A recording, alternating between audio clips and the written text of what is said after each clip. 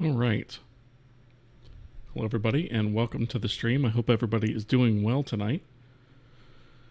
We are, of course, going to pick up where we left off on the last stream, but we do have some updates to discuss that I have done offline. Some of those you're seeing here, so we'll go over those as well.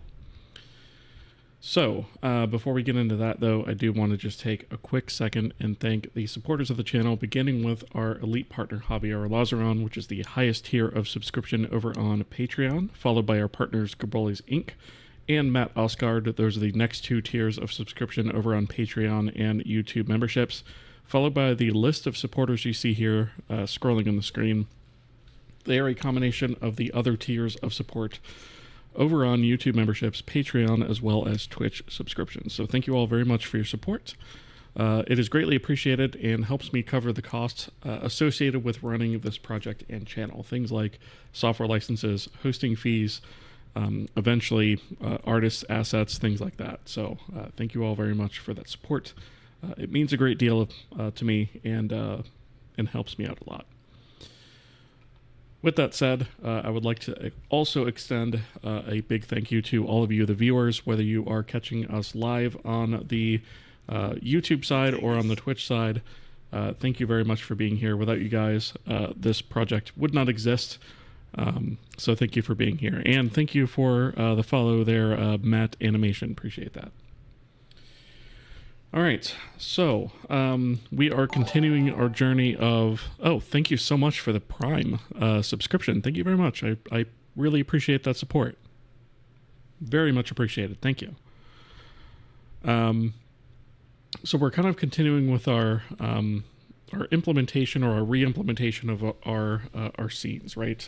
Or the bespoke sort of scene implementation / renderer. And I did go ahead and make a little bit of progress offline, and I kind of want to show you guys some of the things that I've put in. So there's not, I guess, a lot of things that are super obvious here, but there are a couple things, if you look a little bit closer, that are a little bit more obvious than others. So the first thing is, obviously, we have these debug shapes back.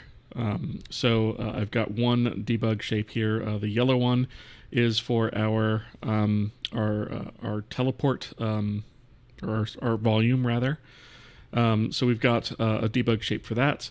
And then this red one here is actually a point light, which we don't really have anything in the scene that really reflects that all that well, but there is a point light at this juncture. And so that is what that is representing. So we've got a couple of debug shapes just kind of show that.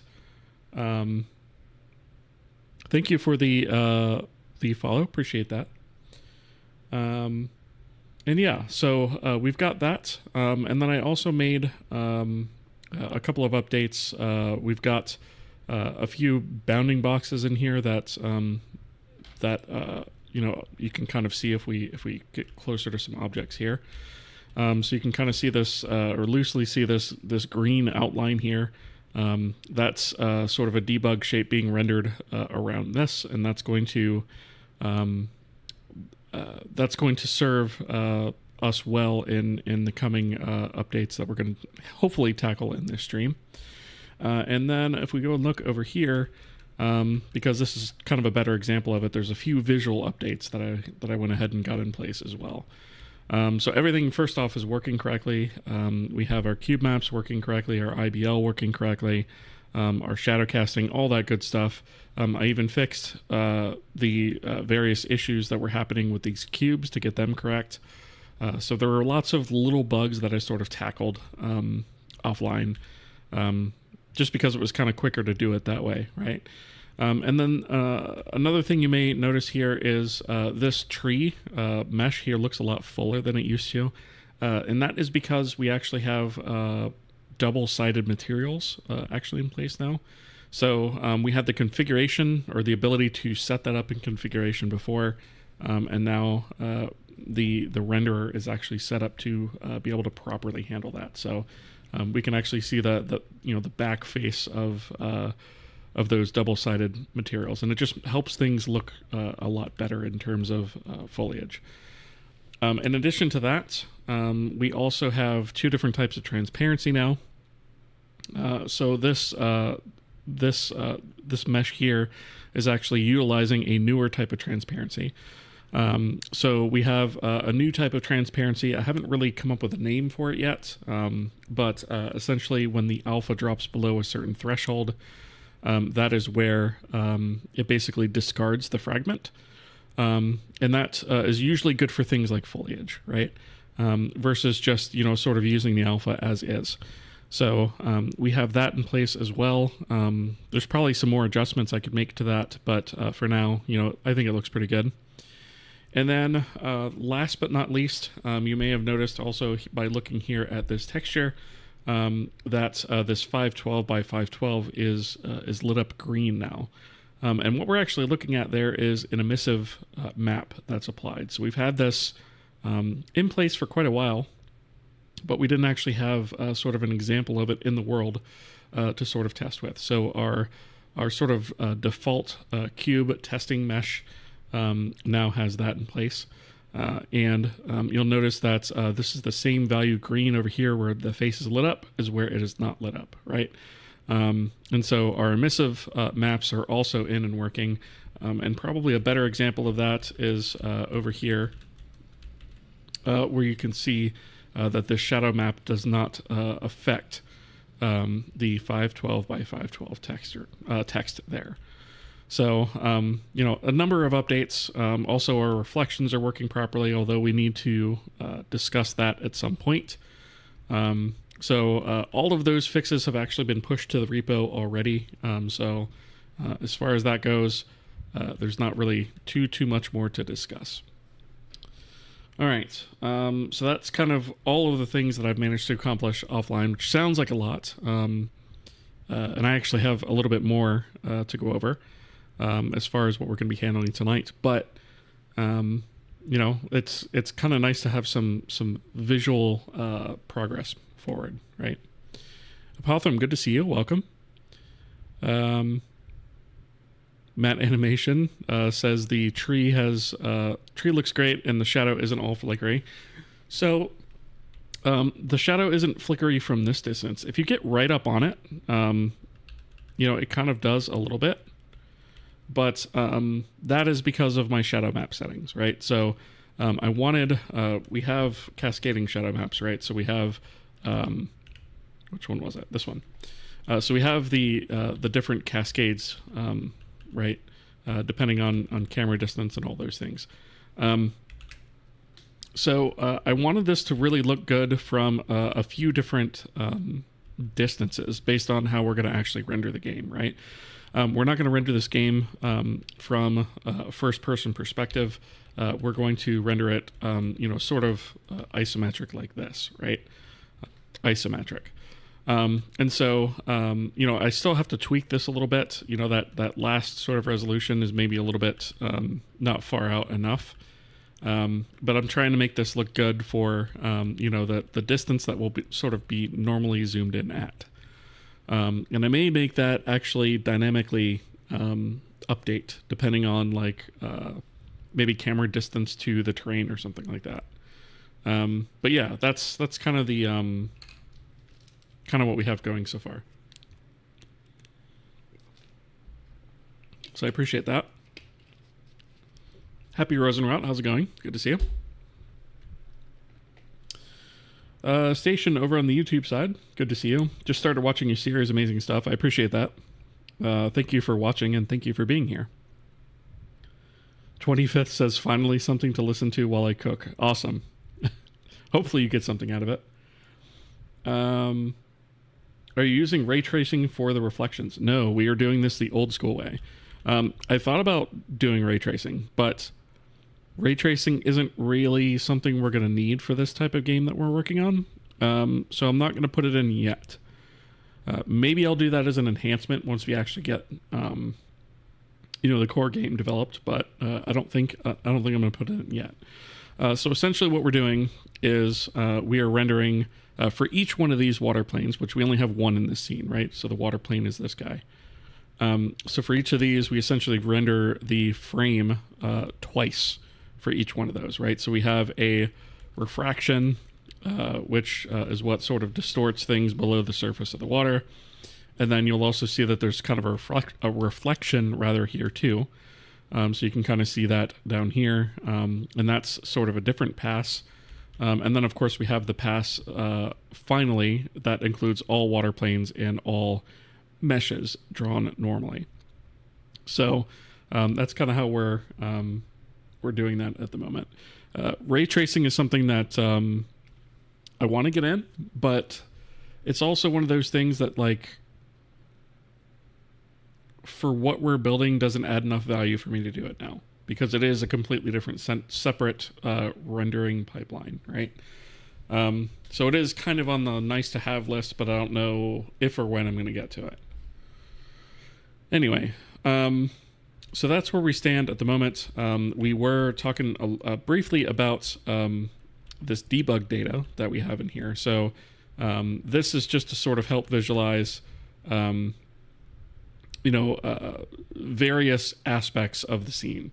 So for right now, we're using this to sort of visually say, well, this yellow one is where the portal exists, where our sort of player object here can go and interact with that, right? And so, that's what that is for. Although we don't have that interaction done yet, we need to still put that back in place. And then the red one is a point light. And I don't know that I actually have the representation of that fully correct yet or not.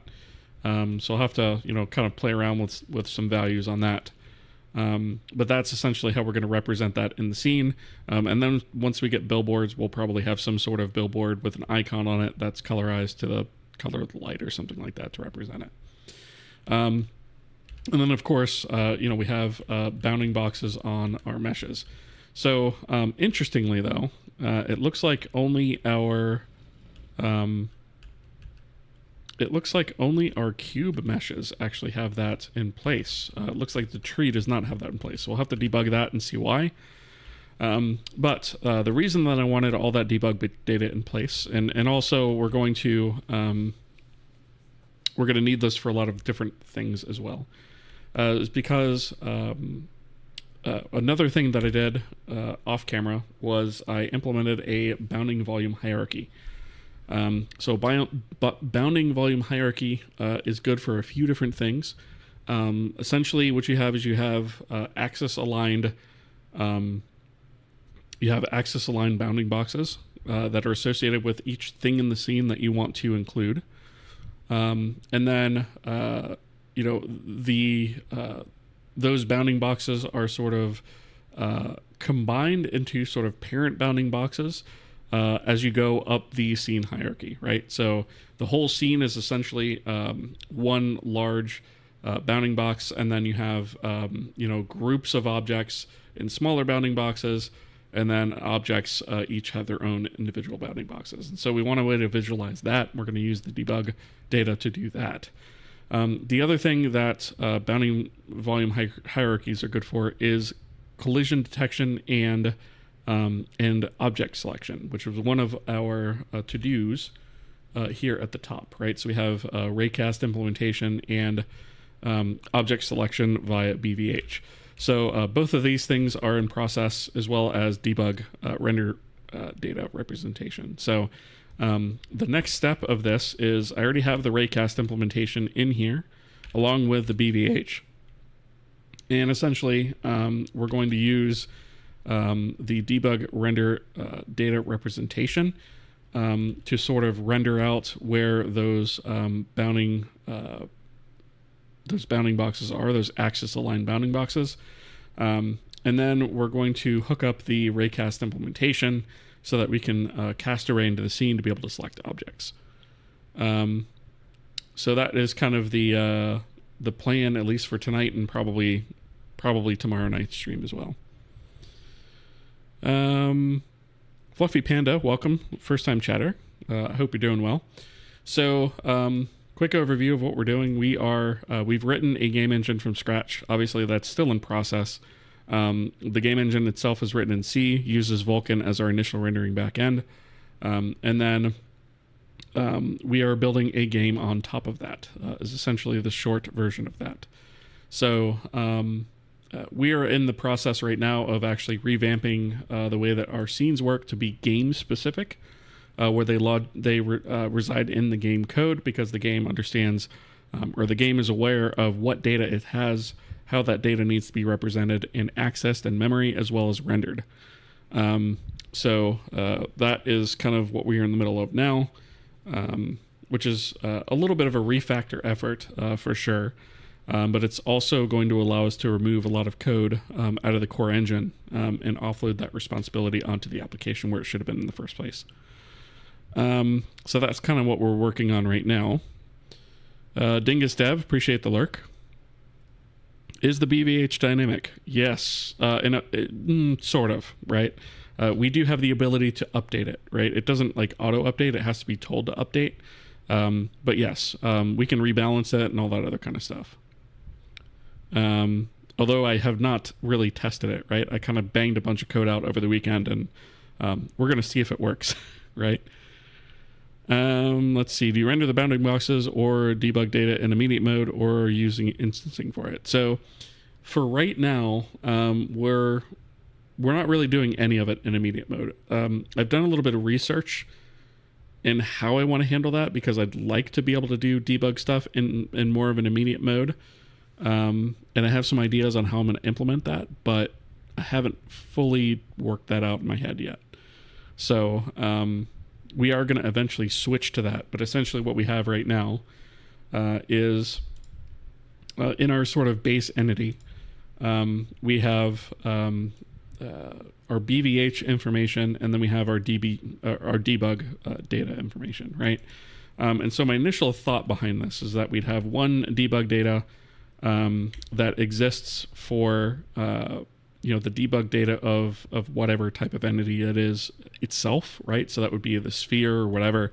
And then we have a separate set of debug data that exists to visualize the BVH. And that would be to visualize the BVH at this level, right?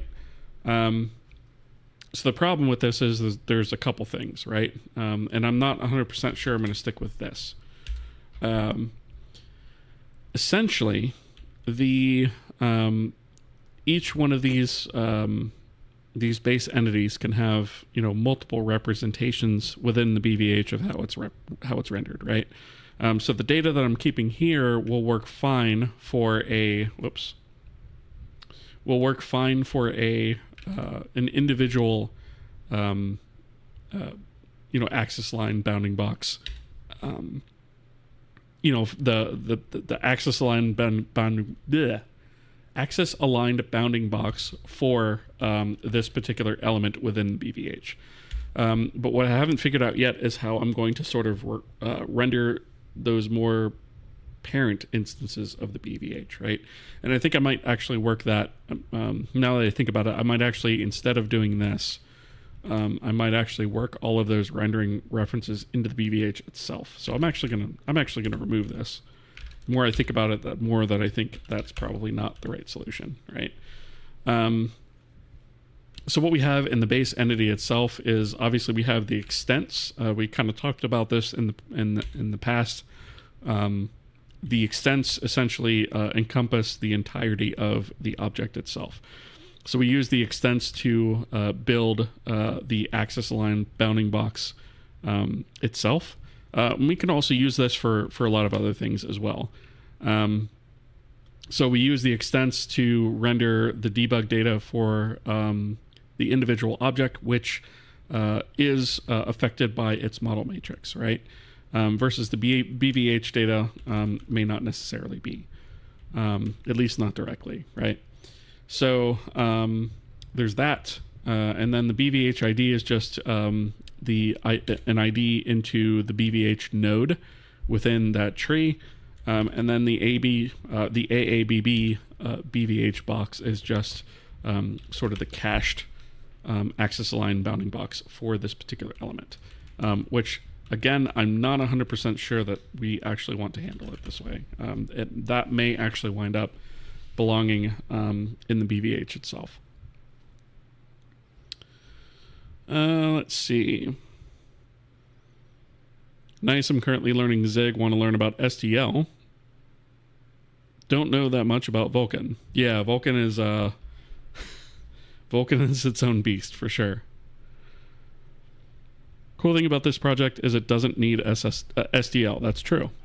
And for me, seeing the platform layer stuff was an eye-opener. Yeah, so we implemented all that stuff just using the the raw OS headers, essentially.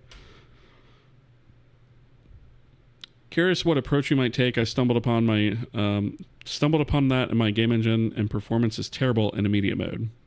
Yeah, so that's one of the things that concerns me about immediate mode, right? So we'll see, right? When it comes to, I suspect, when it comes around time to load test, I think that's where we're really going to find places we need to speed stuff up.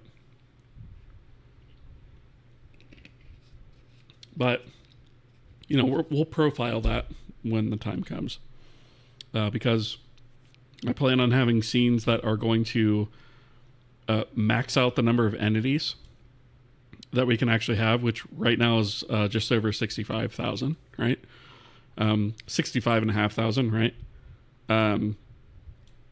And so, we'll obviously make some scenes, or maybe randomly generate some scenes, or set them up in code, to sort of load test this. But we're not quite there yet. Almost. Singy, good to see you. How's it going? Thanks for being here.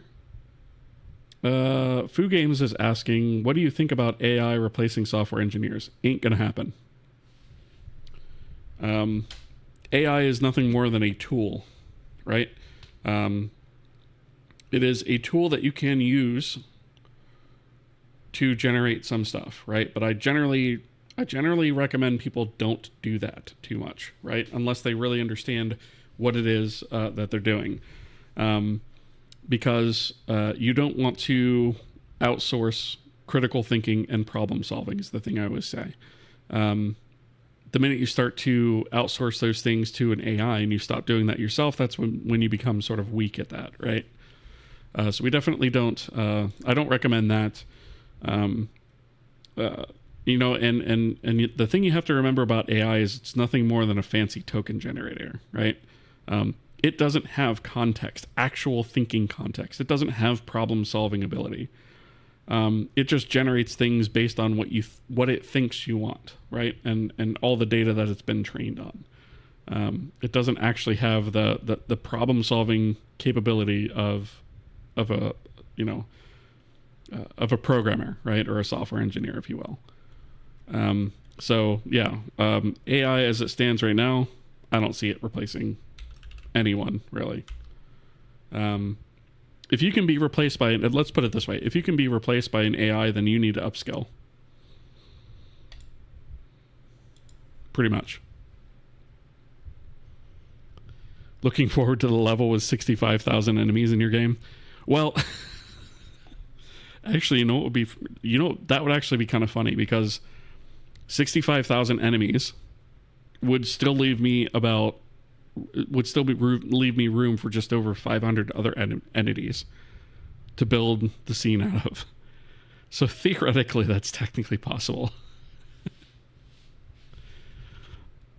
That's actually kind of hilarious. And I actually kind of want to do it now. Maybe you're like a uber powerful, like, Dingosaur for like one quest or something, and you just stomp waves and waves and waves of enemies. That might be super fun to do. All right. Yeah, now that I'm thinking about this, though, I am actually thinking that this is not the place for this BVH box, right? Because we could cache it here at the entity level, but that's really only handling it for one level, and that's not really where we need it to be. It needs to be in the BVH itself. So,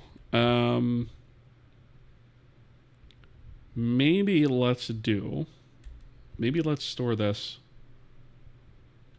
here. Oh, well, we already technically have one, I guess. So technically speaking, We could just use this one. We could just use this to render our debug data.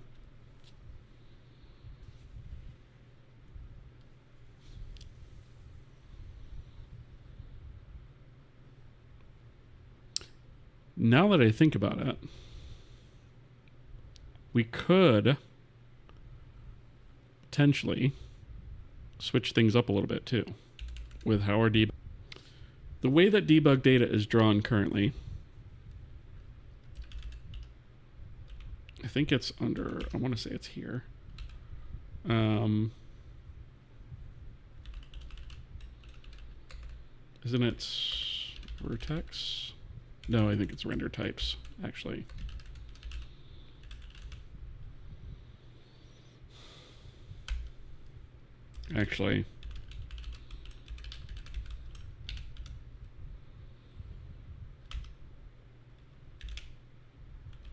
Yeah, here we go. Okay. It was under math types. I don't know why I didn't find it before. Anyway, so we have a sort of a custom or a special type of vertex that we call the color vertex 3D, right? So it has a vector 4 position, and we do that for alignment purposes, right? So technically the W is ignored. And then we pass in the color of the vertex, right? But theoretically speaking, if we were to change up how that shader worked, or maybe have an alternate version of it, we could just have like a basic vertex 3D that only included position. And then we use that to render a list of lines, and we just pass the color. Like if the whole thing's going to be one color, maybe we just pass that into the shader as a uniform, instead of doing it this way. And what that would allow is we actually could use a single upload of like a, rectangle geometry or spherical geometry, and essentially just scale it by whatever the extents are of the AABB, right? So if we had like another type here, like maybe we have type def struct, and then we'll say, what do I want to call this? Maybe position vertex 3D. That seems kind of a stupid name, but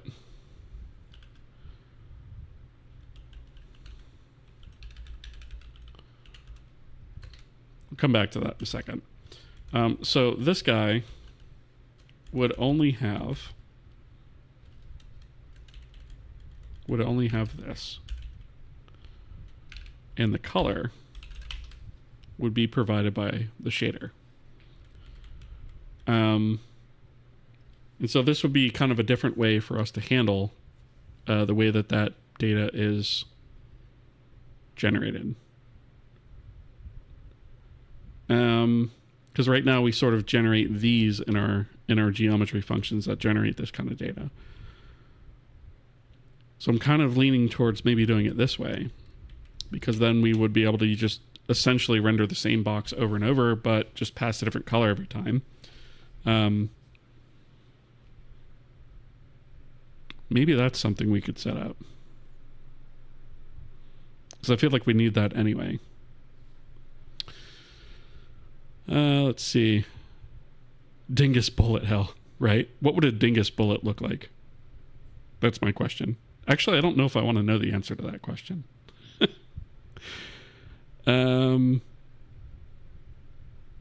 You need to flex your engine. I would do it if I were you. Yeah, I mean, right? Like that's kind of an awesome idea. I really like that idea, actually. What do you think a dingosaur sounds like? Oh, God. Good question. I'm going to have to think on that one. I feel like doing sounds over the microphone is just not the way to go on that one. I feel like I need like probably layering of like existing animal sounds. Maybe a dingosaur is like I know. It's a mixture of a velociraptor in Steve Brule. And that's all I'm going to say. I'll find a way to mix those two. Nivy Me, how's it going? Good to see you. Now that I think about it, as dangerous words usually means I'm about to mess my code up in ways I never thought possible. Yeah, I get that. I totally get that, Apotham. Velociraptor and Chihuahua. I mean, I guess it would be kind of funny if like if the Dingosaur was like a huge enemy, but it sounded like it was just something tiny. Steve Brule is perfect. Yeah, I kind of feel like a velociraptor that sounds like Steve Brule somehow. Like just mixing those two together would be absolutely perfect. Maybe I should just see if I could get John C. Reilly on the horn, you know?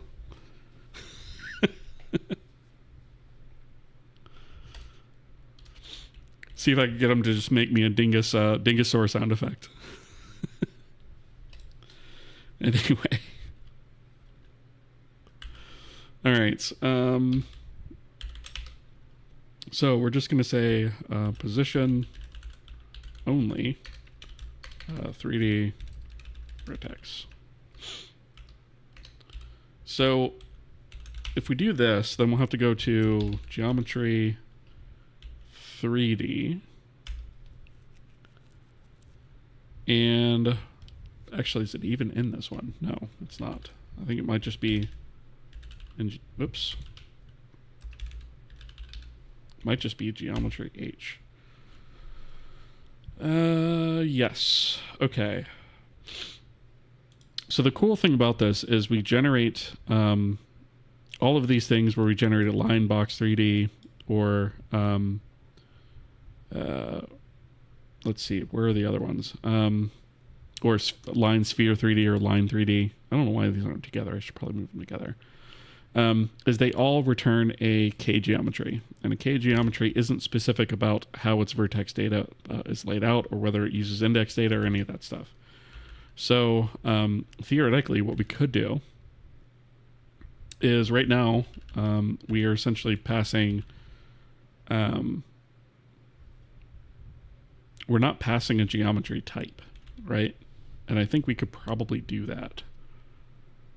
So that instead of just assuming it's a vertex 3D, color vertex 3D, we could actually switch on the type of geometry that it generates.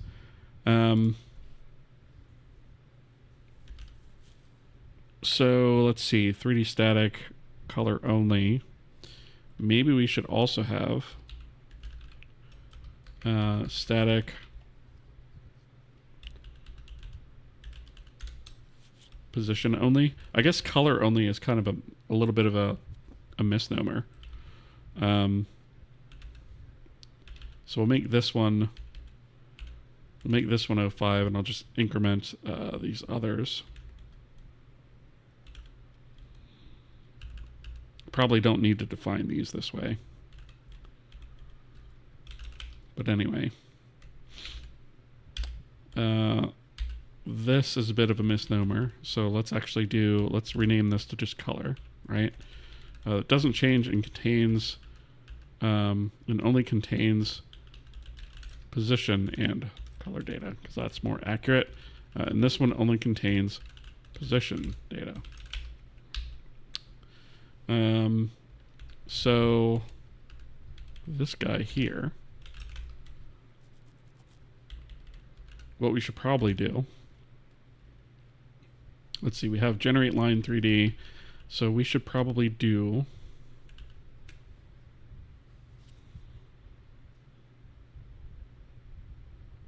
I guess we could leave this one as sort of a default and then maybe have another one that allows you to pass a type so that we don't like break everything else that's relying on this. So like let's do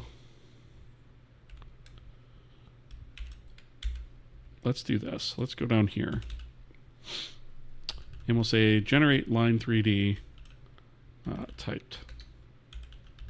Typed. And we'll do K geometry type. There we go. And then we'll do type here, right? And then let's see, we'll set up the extents. That makes sense. Here is where we'll kind of switch things up a little bit. So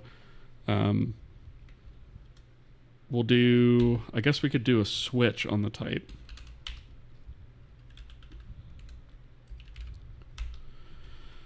And the only ones that we actually want to handle, I suppose we could actually handle, this is line 3D, so actually generating regular geometry with this doesn't exist, or doesn't make sense rather. I think the only ones that make sense are this, right? So we'll do default, and then we'll do break, and here we'll do k error. And we'll use the function name and say only types of color and position only are supported. If I can spell. And then actually we could just return nothing, right?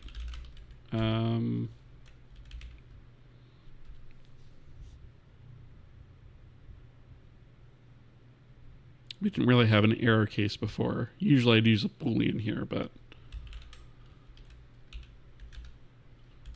sure. Okay. At least this will appear in the logs if we do something stupid. Maybe I should make this. You know what? Let's actually do this. Let's do a k-assert. Right? That can't do formatting, but we can at least assert it, right? That way if we're debugging, we can just break on that. Okay. So here, we will do, let's see, vertex count is always going to be 2. That's going to be true.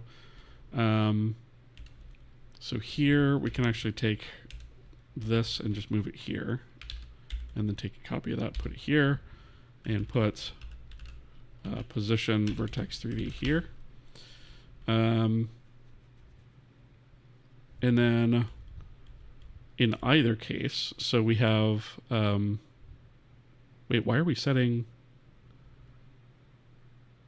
Yeah, okay. Position.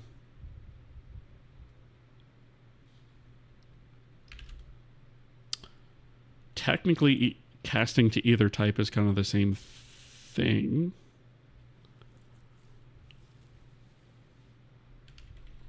Although this is going to change. Oops. Wrong button. So we'll do position vertex 3D here. And then it doesn't really matter in this case, I guess. We could always just assume, you know what, I'm just going to be explicit about it. I realize this is a little bit repeat yourself, right? But I feel like for clarity of code purposes, I think this is okay. So we'll just do position vertex 3D, right? Okay, so everything else will wind up being the same. So those are the only two things that we really need to switch on. Now, the biggest difference is actually going to be this guy. Well, this guy, both of these two, actually. These two don't really matter as much, but all right. So what we can do is, instead of doing all of this, we can just do out geometry equals, and then we'll do this guy, which I realize is not actually in the header file, so it's about to bleat about this. But we can just do this. So we have point 0, 0.1. Do we really need a name for this? I mean, I guess we have it. We can keep it. Sure. Name, and then for this one, we're going to do K geometry type color, because that was the default before, right? And then actually we could just return this, and we're done. So let's take this, let's put it in the header file.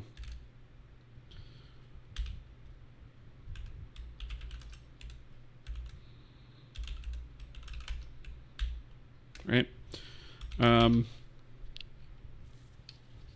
So now it at least switches on that, right?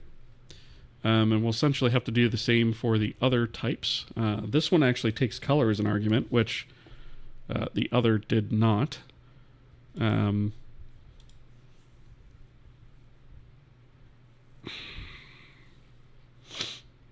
feel like I should probably make this a little bit more consistent, right? There ought to be some sort of level of consistency here. Maybe we just have a separate function to set the color instead of setting it here. I don't know. Been working on my systems programming language for a while. Hope I'll finish a compiler before the birthday of King Terry the Terrible. Yeah, I mean, that would be neat, though. How are you coming on that, by the way? Like, how far would you say you are in that project? Because that's kind of neat. Like, that's one of the things I've always wanted to do, but it's tough to find the time these days.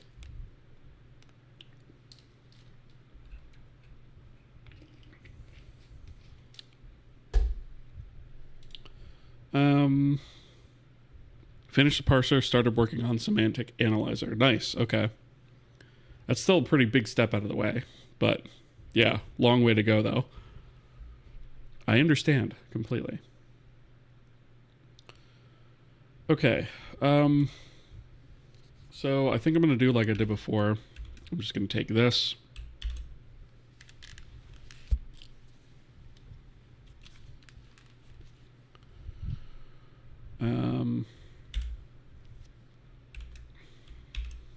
We'll go down here with it. And we'll do typed. And do at the end here, K geometry type. And actually, I'm just going to copy this. Come back up here.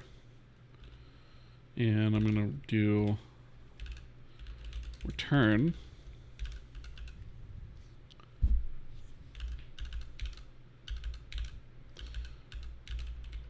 And then we'll do static color.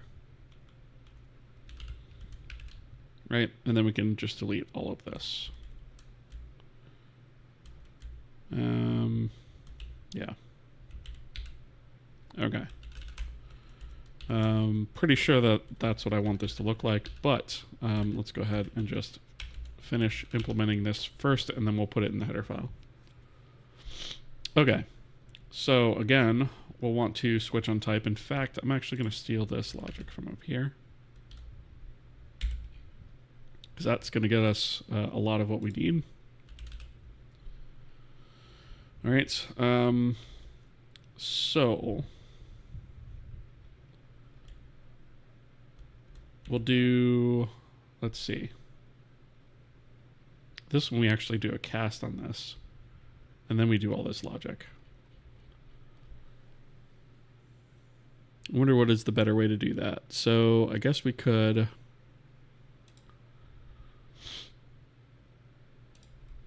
we don't need this. And I guess we can get rid of these for now.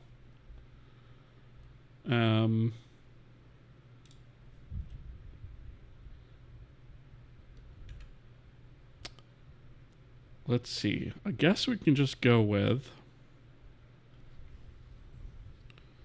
I'm tempted to just kind of cast the verts array to like the appropriate type that we need, and then just go from there.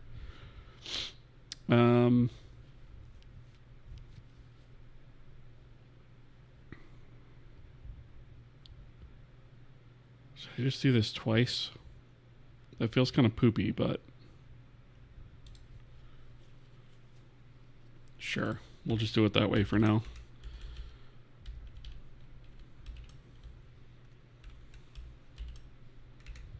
I don't like it, but we'll probably think of something better in the future. To be honest, if it even really matters.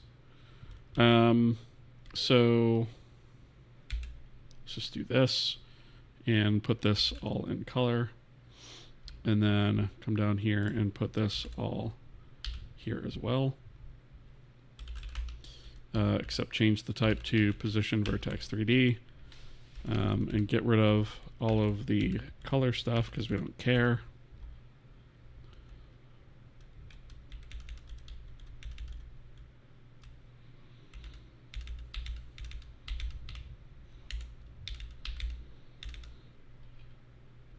Okay. Did I not? Let's see. Yeah. Okay. Wait, did I include... Yeah, this doesn't have to be in both places. This could be down here. All right. Not a huge fan of the way that is, but for now, it's good enough. All right. So we want the typed version right below this.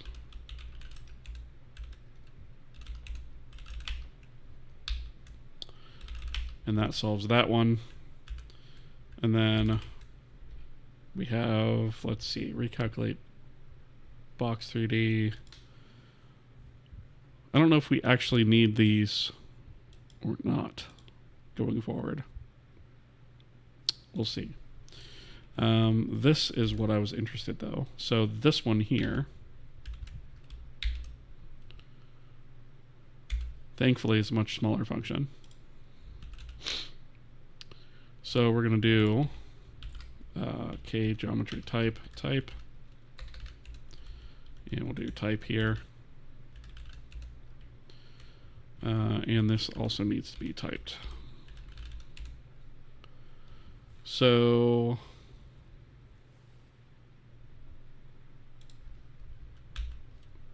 the vertex section is what's going to be switched. Actually, it's only really part of the vertex section. I guess we can actually move this up here and this up here, and this is what switches. So I'm actually going to come back up here to this guy. Where was that? This guy.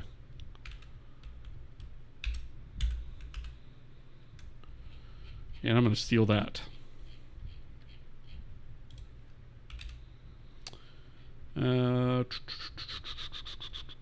Here we go.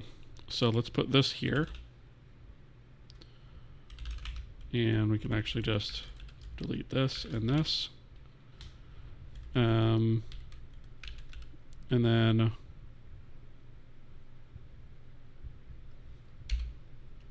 yeah, do that. Okay. That should be fine. I think this might actually be an issue. This function, because I think it's making an assumption that we're always dealing with color vertices, which is not correct. So we're going to have to look at that too. But that's fine. Because otherwise, you know, if we cast that to the wrong type and then try and index it, it's going to be wrong in memory. Okay, so that's fine. This looks good to me. So I'm going to take this into the header file.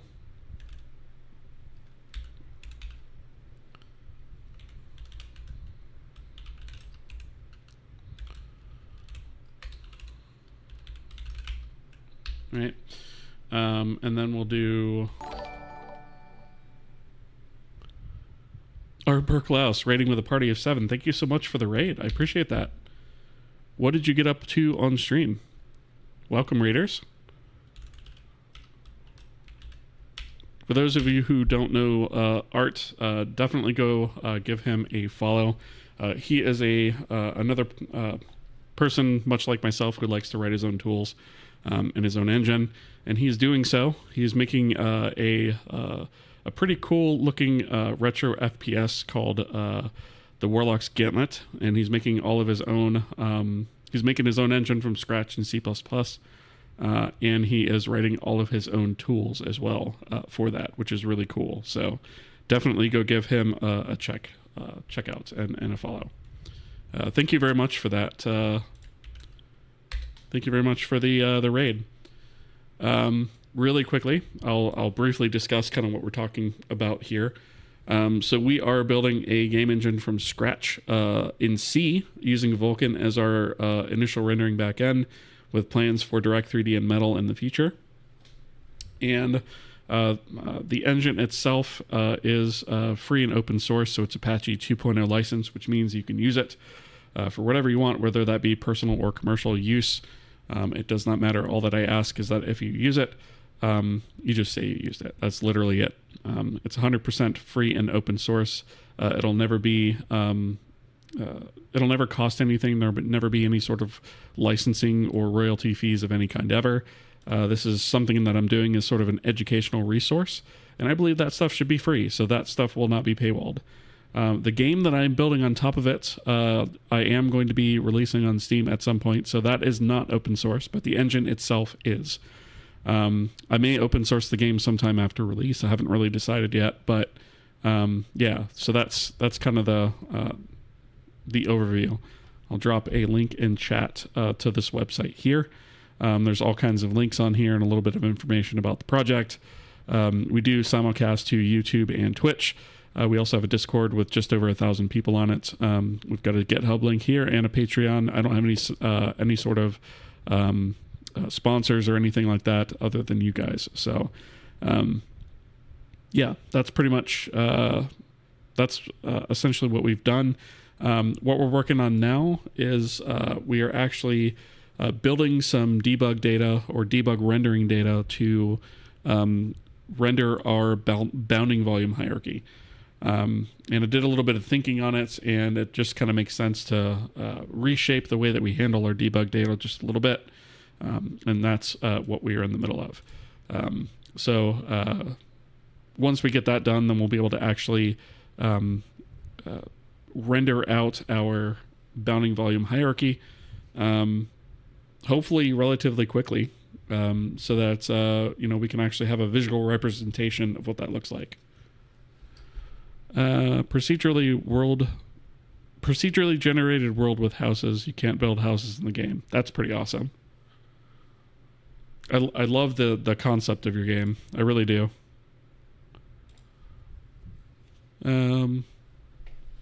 Just opened a file in my game engine I haven't touched in 2 years, and well, time to bring out the refactor tractor because I'm horrified by the code. I've done that.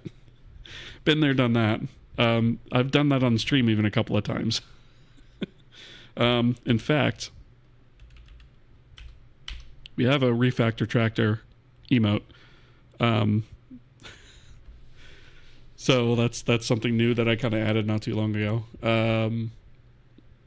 It's a little hard to see on Twitch chat. You might have to blow it up, like make it larger with bits or whatever. But yeah, there is I put a refactor tractor emote in there. I might see if I can come up with a better graphic, but it's kind of hard to fit that into an emote. Let's see. Out of curiosity, why C? And is it by itself or paired with another language? I forgot how the architecture is laid out.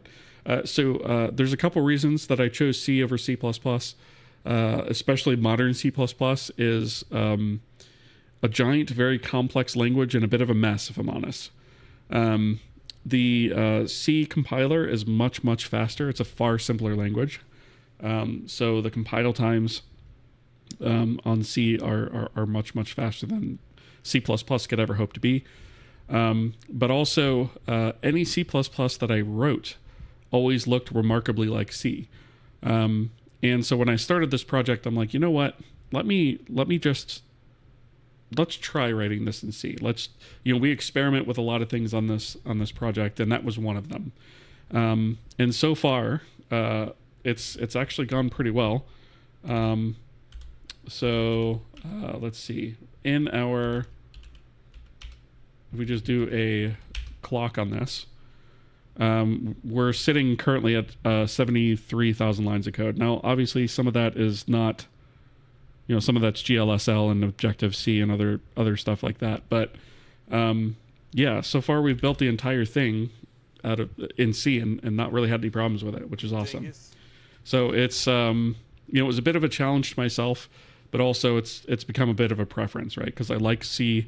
It's a lot simpler language. It's easy to use. It doesn't have all the complexity of C++, and it compiles a heck of a lot faster. So yeah, those are kind of my reasons. I think I went insane last week by writing my own math library and custom stuff specifically for working with Vulkan, camera matrices and views, colors, gradients, mesh actions, etc. Completely replaced and removed GLM from my code base. Well, if that makes you insane, then guess what? I've done the same thing. Now, granted, I don't have SIMD in here yet. That's still on my list, but yeah. That was something I did very early on, right? Yeah, I did the exact same thing. So, yeah. Is it to a quote-unquote DLL? No, so most of it resides in the header via inline functions, just like this. There's a few functions that I offloaded to a C file, but it's in the core library for my engine. So, I mean, yes and no, right? It's not its own freestanding thing, but it very easily could be. Let's see. I'm not even sure how it's working with the current setup of my engine. Yeah, Apotham. I have written stuff in the past where I look at it and I'm like, how did this ever work? But it does. Thank you for the follow, by the way. Real OGs of the YouTube channel remember that he started a Vulkan engine in C++ back in the day. Yes, that's true. In fact, I think the video might even still actually be up there. Because I started writing it in C++ and then scrapped it and wrote it in C instead. Maget's, good to see you. Quite successful lately in communicating with Wayland Compositor via sockets directly. Nice. That's awesome. I only communicate with Wayland and Braille. Yes, that's based. Who's the guy in the profile pic? That is me 13 years ago. I look a little bit different with the beard. Yeah, and the long hair. Did you, Maget's? I can't remember. I have the memory span of a gnat today. Let's see.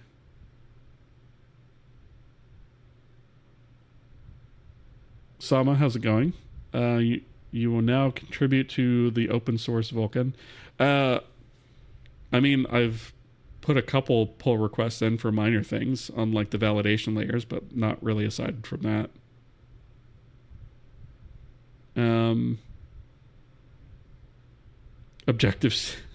Objective-C, aka the true superset of C. Ready to die pitchforks. Also, I expected your answer, but nice to hear it vocalized. Like to use Ada Odin, but I would try C soon. Yeah, so I mean, I'm like too far down the road to switch languages at this point for sure. Yeah. Reading in Braille, just start programming in assembly. Yeah, I know, right?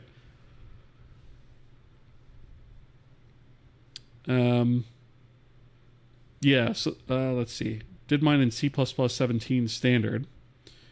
And it's got headers, but a lot more serious stuff in the source, exported to DLL, but also SO for Linux and stuff for Mac. Yeah, okay, that makes sense. So all of this, I will say 99.9% of my code base is actually written in C99. There are a couple things where I'm using GNU extensions. And there's one thing in a particular debug mode, a debug compile mode, where I have to step it up to C17, C11, pretty much same thing. But yeah, 99% of this code is all C99.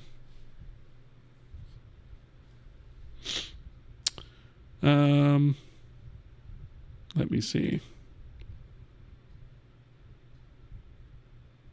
Yeah, wee lad. Yeah, exactly. Right.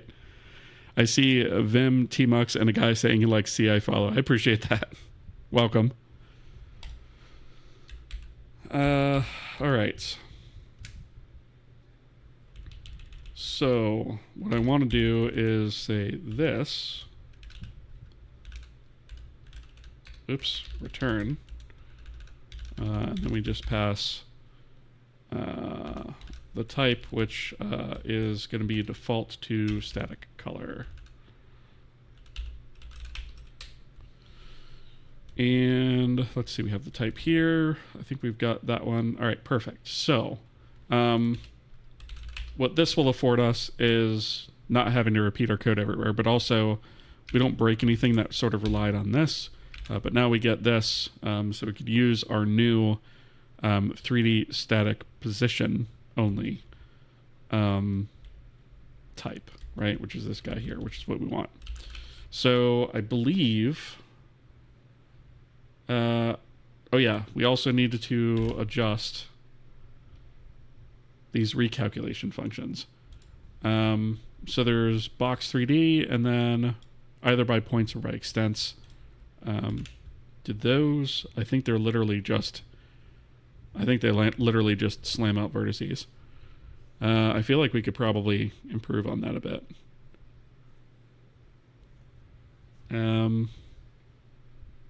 Although I don't know that I care enough to improve on it some. For now, I think this is fine. I think I'm going to just put a fix me in here. Technically, the cast to color vertex 3D works also for position vertex 3D. Oh, wait a minute. No, it doesn't. Actually, we can't do that. We cannot do that. That is not going to work. Poop. I really don't want to duplicate all this stuff, but that's going to be the fastest way to do it. Unless I macro it. Yeah, that's kind of gross. All right.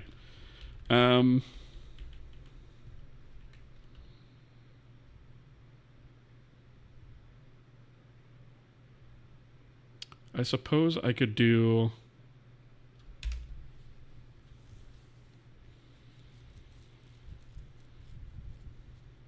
Suppose I could loop it, right? And that would make it a little bit cleaner.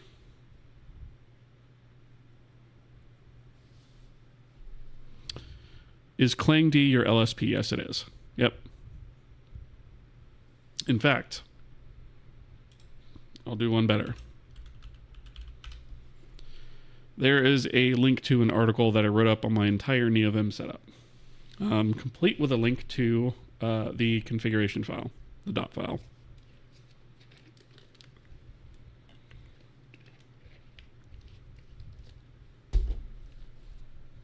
Saw a Vulkan render repository with the new C++23 module stuff, and it was a bit confusing as hell as how it all was set up, and of course it didn't build. Yeah, I don't know. I mean, I haven't used that stuff enough to really speak against it, but like, modern C++ has become so... How do I put it?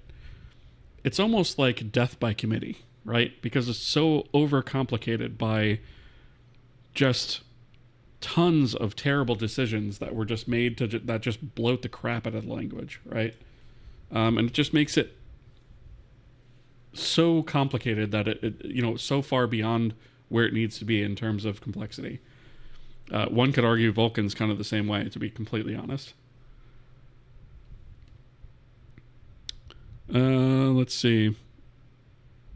Is this a solo project? Yes, it is. There have been a few contributors along the way, and you can see those on the repo, but yeah, I'm the only one building this for the most part. Classic, yeah. Modules sound like a great idea at first, and then you realize the C++ community designed it. Exactly, Psycode. Yep, exactly. 100%. So I guess... Okay, like, I could set up a loop and just, like, loop through sets of indices, right? But, like, by the time I write all that code, is it really any better than this? I don't think it is.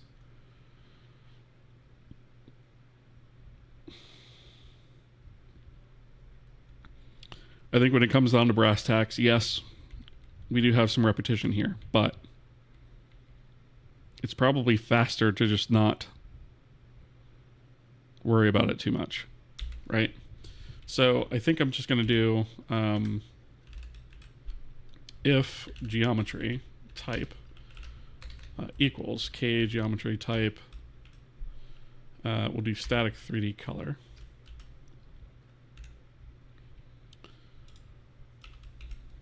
Right?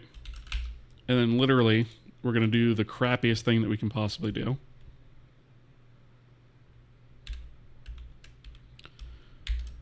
Which is, you guessed it. You dingus. Dingus indeed. We're going to do this.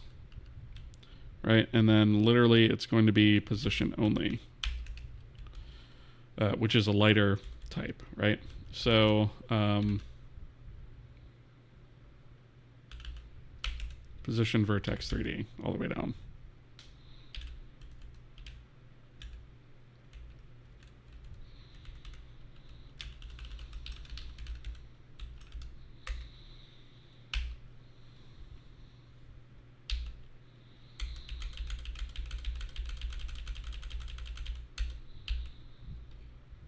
Couple more. Oops. Perfect. Yes, it's duplicated. Yes, it's terrible. Yes, I should probably macro it. No, I don't care. I'll fix it later. I just need it to work for now. And in the grand scheme of things, that's not going to make any difference in terms of performance or the end product, right? I just need these to work for now. So I think I'm just going to do the same thing literally here.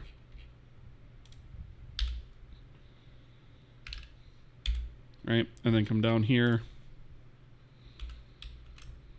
I'm usually not a fan of this type of thing, but sometimes it just makes more sense to do it the stupid way.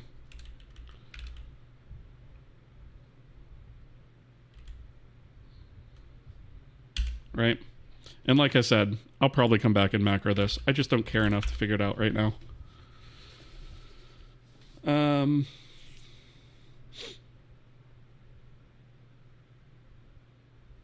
Let's see. All right. So again,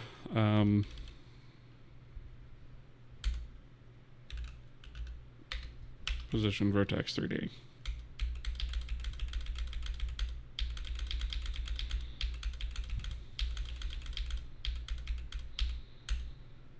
Okay, cool. So at least we're not going to completely just bone our memory unintentionally by calling that. Okay, so let's just look in the header real quick. I think that might actually be all we need to do. Because these are all of the line geometry generations, right? So we should be... Plane I'm not really worried about. Line 2D, I'm not going to worry about that right now. I think that's good enough. Okay. So if we take a look here, we'll need to add some assets for this. So we'll probably want to put this in runtime, I'm thinking. And so we have our shaders in here. And right now what we have is we have the color 3D, right? So it's basically going to be a copy pasta of this, only I think I think we might call this Debug 3D. I don't know if I love the name, but that's what I'm going with for now. Right, so we'll say Debug 3D.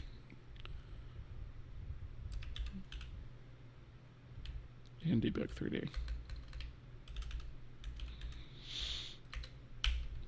Right? And so if we open up the file itself, this is the shader config file. So anywhere we have color 3D, which I think might only be those two spots. So we'll just do, oops. I keep hitting the wrong keys. Stop it. So we'll just do debug here and there. And then, let's see, that was, let's see, do we need anything in the vertex shader? Yes. We don't need the in color anymore, which means that we don't need the data transfer object anymore between the two of them. However, we do need, oh, you know what? We do need the data transfer object. That's my bad. But we don't get this from the same place, right? So in our push constant, we're going to put, whoops, color 4. That's one of my types. Vector 4, you dingus. Right, so we'll put a vector 4 color in there, and then we'll say out DTO color is equal to local UBO color. Okay. That makes sense. Let me look at the fragment shader. I don't think we have to change anything in here. That just outputs the color. That's pretty straightforward stuff. Okay. However, in the shader config, there is going to be one other thing that I did not think of. So we need to remove, that's funny, we have text chord here, and that's not even what we were using, that was color. Okay, we'll get rid of that. And then in the per draw, we need to add another transform. So this one's name is going to be just color, right? And the type is going to be vec4. Cool. All right, so that's pretty much, I think that's all we need to do for that. Max draw IDs. Oh, that's something I really need to get rid of too. But I'll say 256 for now, I guess. That's all about descriptor allocation in the Vulkan backend.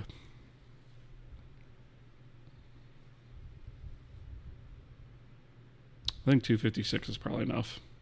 If I draw more than that, then I'll just make it poop itself and yell at me about it. All right, so that's the shaders. So now what we need to do is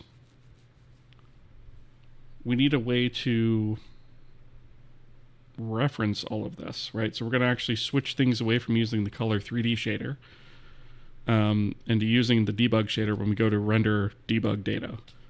And I think that's going to be fine for everything except the editor gizmo. The editor gizmo, I think, is still going to have to use that color 3D because it actually has different pieces of geometry are different colors. So we actually need that per vertex color.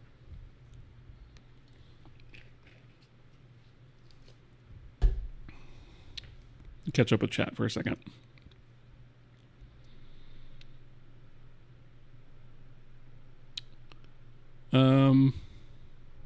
I stick to basic C++ and ditched all the modern C++. Yeah, that's what I did before I switched to C. The only things I really miss from C++, there's two things. Operator overloads for math functions and constant expressions. It's the only two things I really miss. Don't get me wrong. There are good things they added over the years, but those are few and far between. I mean, null pointer was kind of a cool thing too, right? I guess I could use null pointer, but I could do without it. Thank you for the follow. Appreciate that. Still some good in there. You just need to know what they are. Yeah, 100%. Like atomic memory order interface is legitimately good for concurrency work. I have not used it, so I can't speak to it. There's also some ways to shoot yourself in the foot, so you just need to know. Well, I mean, that's kind of true for C and C++ in general. Used to that. My foot doesn't really exist anymore because I've shot it so many times. You dingus. Thank you for the follow. I appreciate that. It's already morning for me, and I realized that I was writing essay for a whole night and only wrote essay. I'm not sure what that means in this context. Something analyzer, and only wrote analyzing for a variable definition with two or three to-dos in it. Nice. Episode 296. Are you doing this for a long time? Is it part-time? So yeah, been at this for a while. I work on this less than part-time hours every week because I do have a full-time job. So I'm not able to spend that much time on it, right? I'd love for this to be my full-time job, but I just don't have the following for that. So, I work 10 to 15 hours a week on this, generally speaking. So in terms of calendar years, I've been at this for about 4.5 years. In terms of actual full-time work that I've put into it, minus all the time I've spent editing and all that other stuff, there's maybe a year's worth of full-time work into it.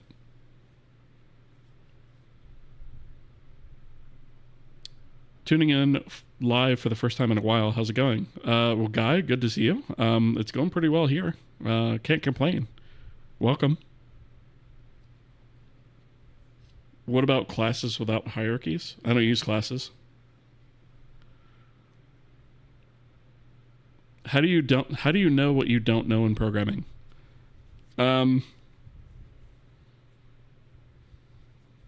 that's a tough question. I guess it depends on where you're at, right? And it depends on what you're trying to do. Generally speaking, it's you usually find out when you just kind of go to attack a problem, and then you're like, wait a minute, I don't even know how to attack this. And then you feel like a complete dumbass for 10 minutes. And then you go and look it up, and you're like, oh, okay. So yeah, that's a bit of a loaded question, I guess, but knowing what you don't know is kind of a individual thing, right? That you have to kind of learn on your own. There's not really one way to learn it or one way to sort of always know or find out what you don't know that I can think of off the top of my head. It's a bit individual. Hey, do you do website reviews? That's extremely random. No, I don't typically. No. You don't miss them from C++? Nope. I don't miss them at all. I don't really do a lot of OOP outside of, so I don't really have uses for those things. I do create structures and pass those around, as containers of data, but we don't really do a lot of OOP type things here. We touch on principles of it from time to time and use aspects of what you might consider, part of OOP, but I don't really use it outside of work. I know it's a bit random, just trying to have some game developers' opinion about a 3D portfolio that I'm working on. Tell you what, if you want, drop a link on the Discord server. I think, yeah. Drop a link on the Discord server. There is a channel in there that you can drop links on called, let me grab the exact channel name, Project Progress, or links. And you can kind of drop your stuff in there, and folks might take a look at it. If you remind me, feel free to ping me on this one instance, just so that I see it, and I can take a quick look at it for you off stream. I don't normally do that, but I don't mind doing it once in a while. The Doctor Do Who. I love the username, by the way. Hello, how's it going?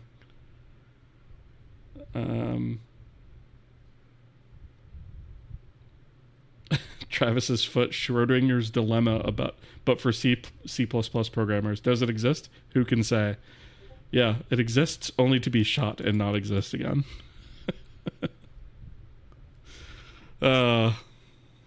Yeah. Let's just say my foot has been blown off many a time.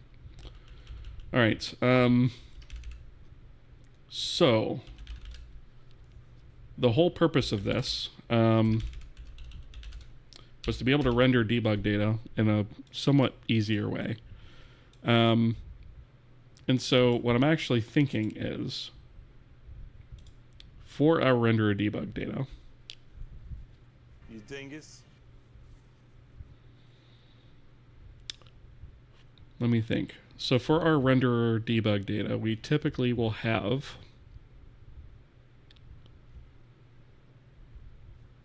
a geometry that's created for that. And then we'll just sort of pack that into our structure that we set up for a render, and then our render just kind of goes through and renders it. If we were to switch away from the color shader, which I'm now thinking of doing, right, this would be debug shader. And so here we can actually just kind of switch over to using debug shader. So debug shader, let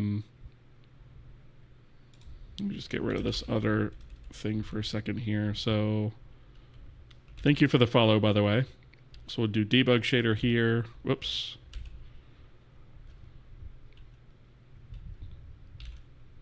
Do this one. So that's our per frame updates.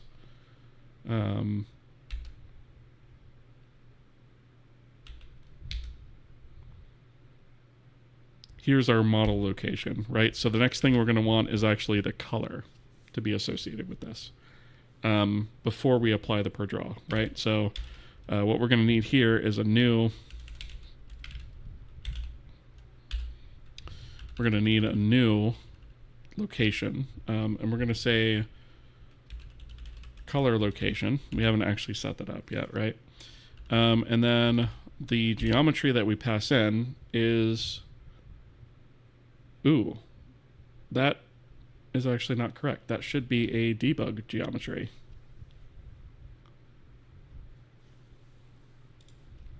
Or is that what this is? That's the debug geometry. Okay.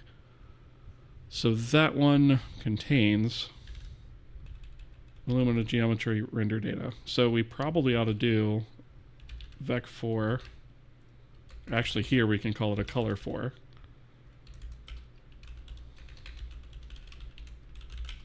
Color, right? And then we can just do color there. And then for the location, we'll have to do a new one of those. So that's going to be color location in the shader. And then this is going to be debug shader.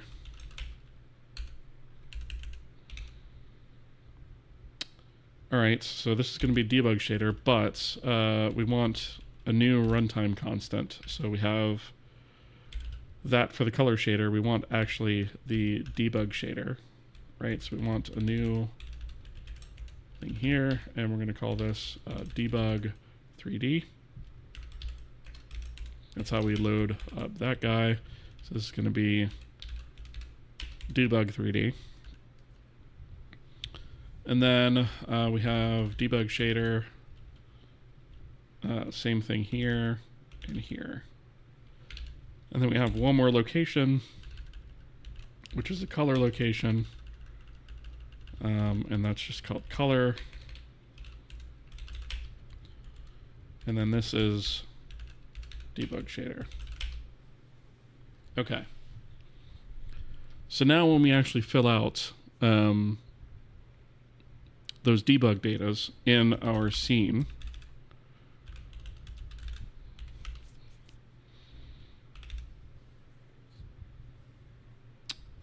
when we actually do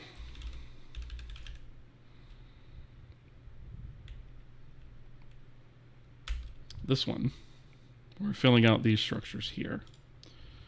We'll actually need to do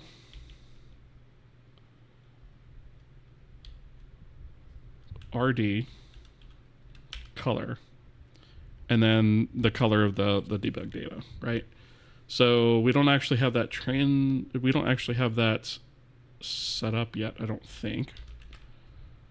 So the actual debug data itself does not have a color in it. So let's go ahead and set that up. So we'll go to here and we'll do color 4, color 4, color. Right, so we can just use that. And then anytime we create a render debug data, we'll need to set the color that way instead of actually setting it when we create the geometry.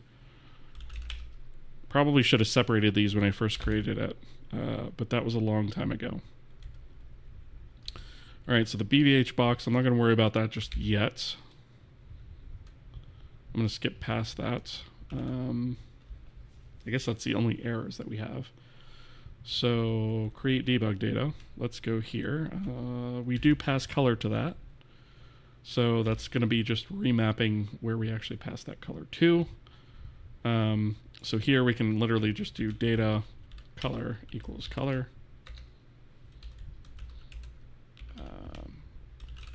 And have that. And then here, when we generate either the line or the sphere,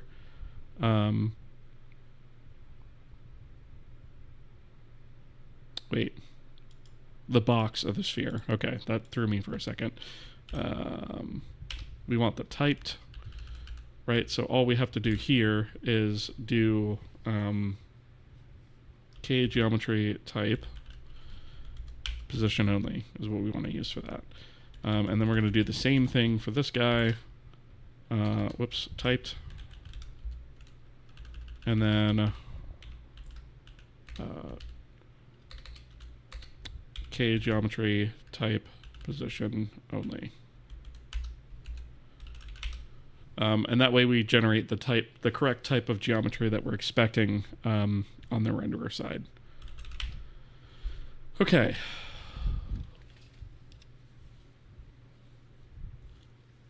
Oh, Maguettes, thank you for the hydrate redeem. Appreciate that. Done and tagged on Discord. I did see it pop up, so thank you for that. I'll check it off stream.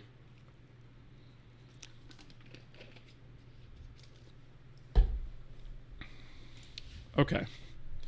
The other thing that we can do is we had this sort of hack in here to set the color, which is now something we no longer need to do. Also,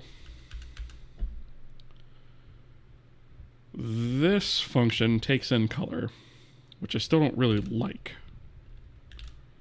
And I know that's because we were setting color in here potentially, but I'm kind of like wanting to lean away from doing that now. So I think I'm just going to make a breaking change here. And we're not going to set color this way anymore. I don't like making breaking changes in the API, but sometimes it's just a necessity. Okay. So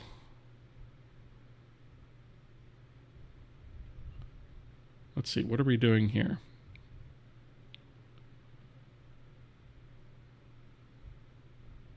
I think we're just literally setting every single vertex to color, to have color. So we don't actually need to do that anymore.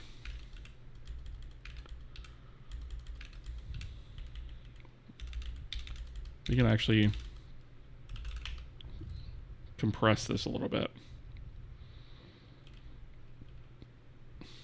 Wait a minute.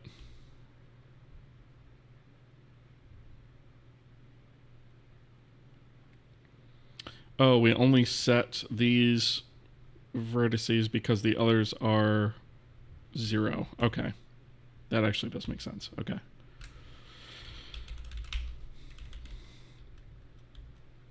All right. So you can delete this, delete this.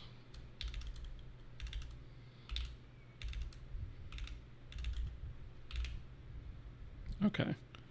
Oh, generate grid. That needs to be that. What's the warning in here? Oh, how do we wind up with a BVH in here? That definitely shouldn't be there. Okay. Yeah, I think that makes sense. Okay. So we're gonna have just kind of a default color, or maybe a transparent color by default, anywhere that we were calling that before, but it is what it is. Okay. So we don't pass the color anymore. But we've got a couple places where, or maybe these are all BVH box things. Yeah, okay. All right, so I think we're good on that front. So we should be passing it to the right shader now to be rendered. The only thing we'll need to figure out is all of this BVH box stuff. So I think what I might actually do is I might actually turn off these couple things for right now, just so that I can build it. Yeah, I thought so. Debug box 3D.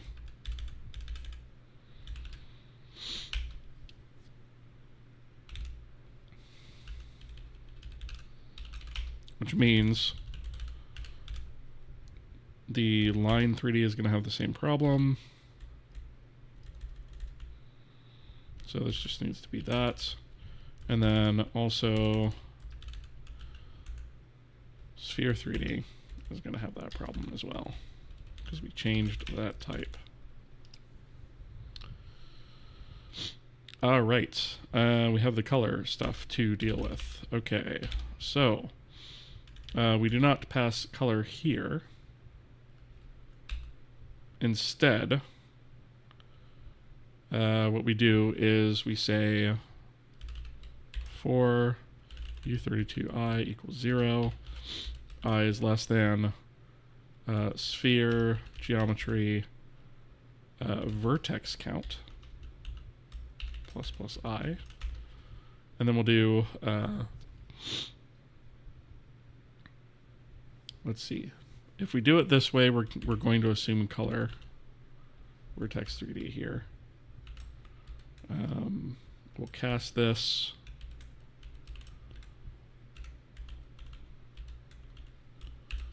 And we'll say sphere geometry vertices. And then we'll do sub I. Color equals color. Sphere color. And then we don't pass this here. Spiro rating with a party of 14. You didn't have to do that, man. Thank you so much. Welcome, Raiders. Hope you guys are doing all right. Spiro, how did your progress on stream go? Soul foam. Color with a U is diabolical. Everything else is wrong. USA is right. Soul foam, I had a feeling that you were going to 4.5 years ago when I started putting this code base together, I had a feeling that you were going to say that. So, I just knew. So I did it just for you.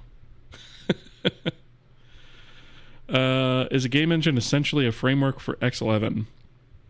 No, definitely not. It uses X11 as a target to render to. That's about it. First time chatter, Sophie, hello, welcome.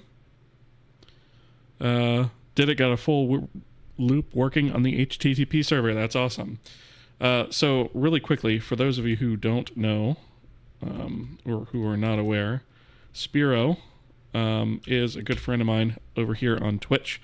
And he's always doing really interesting stuff on his stream. He's actually making a game that is written in C, where the engine is written in C. He compiles that to WASM, and then he is using the HTML DOM actually as his renderer.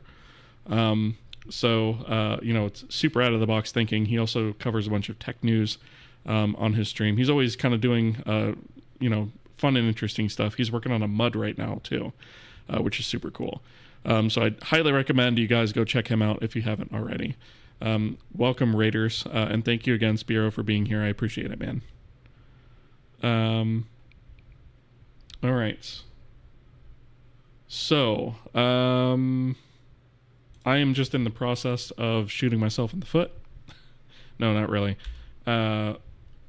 Basically, I'm doing a little bit of a refactor on how our debug data is handled, to be a little bit more flexible with it, but also make rendering it a little bit easier. Just because it was kind of cumbersome and inconsistent in the past, and I'm trying to iron out some of those inconsistencies. And hopefully I can actually get this running in just a minute so you guys can actually see what that looks like. Let's see, Illumina Scene 465.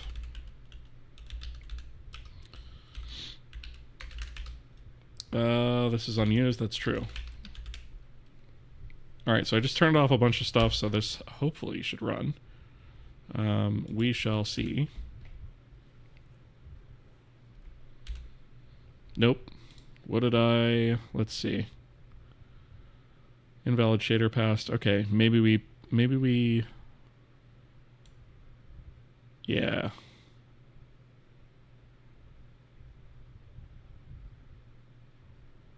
Requires valid source. Oh, I know what I did. Derp. I didn't add it to the asset manifest. So the asset system does not know about it. Okay, actually this is going to be the one in the runtime package. So it's actually going to be these three things that we need to duplicate.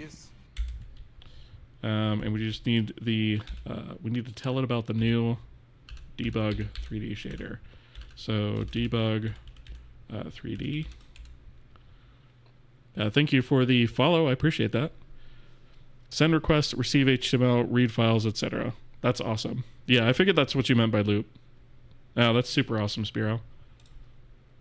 You should feel proud, man. Writing that stuff from scratch is not for the faint of heart. So that is awesome work, dude. Seriously awesome work. All right, let me see if I did this correctly this time. Let's see. An asset named shader debug 3D already exists. Eh?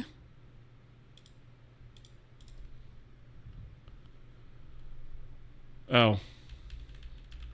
Because I'm a dingus. This should be...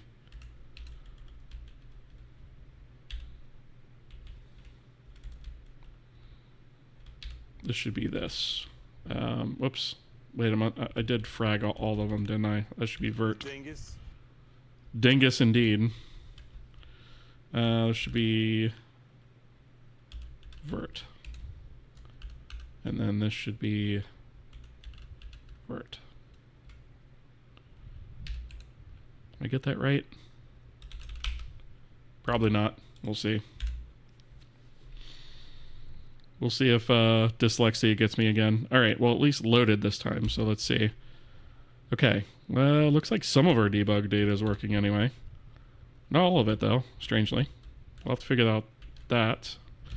But we do have this debug data working. So if the spheres are working, it looks like the rectangles or the boxes are not. I don't actually even see them. I don't see them at all. So let me think why those wouldn't be working.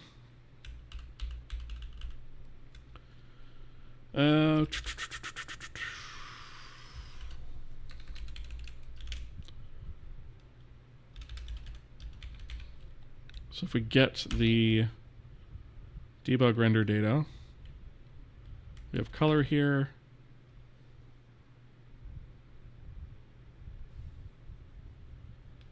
Did I not set that up correctly when I actually...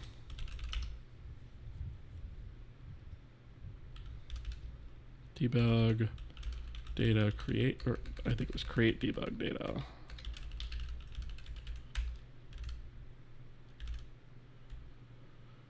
Let's see.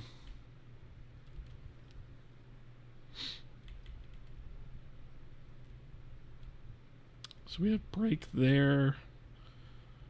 We do typed on both of these, position only.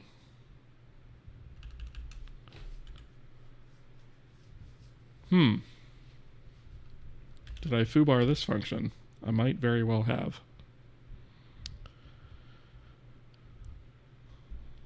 Oh, no problem, Spiro. Anytime, man. Like I said, if you want the if you want to use any of the DArray stuff or any of the allocator stuff, feel free to, man. Vulcan triangle wizard equals follow. Appreciate that. Thank you very much. How come you don't use rad debug? Because I'm on Linux.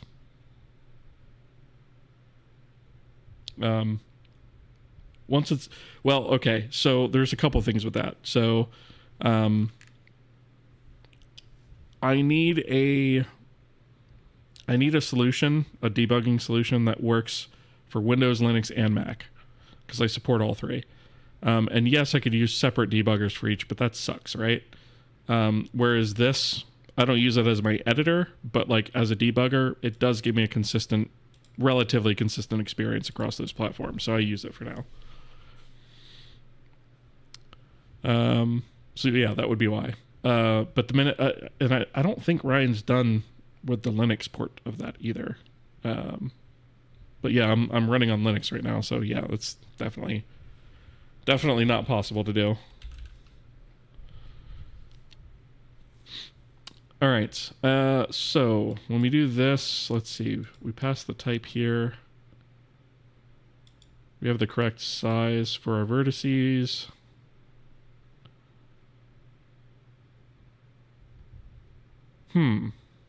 Oh, here we go.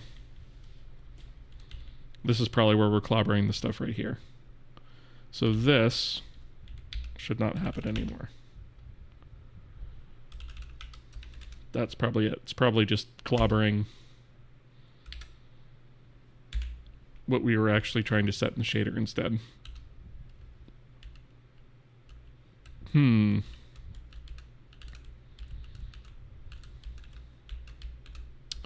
Nope, I still don't actually see it there. Interesting. Okay. I mean, if this continues too much, I'll have to crank up RenderDoc and we'll look at it that way. But hopefully that's not an issue. You dingus. Thank you for the follow. Appreciate that. Is this the upcoming competitor to Unreal Engine? Definitely not. I'm one dude. I don't even know how many people Unreal has working on it, but I'll bet it's in the hundreds. You know, when you count QA and all the people on UI and all that stuff, like, yeah, I'll bet it's in the hundreds. I am definitely not a 100x programmer. Some days I struggle to even be a 0.1x programmer, okay?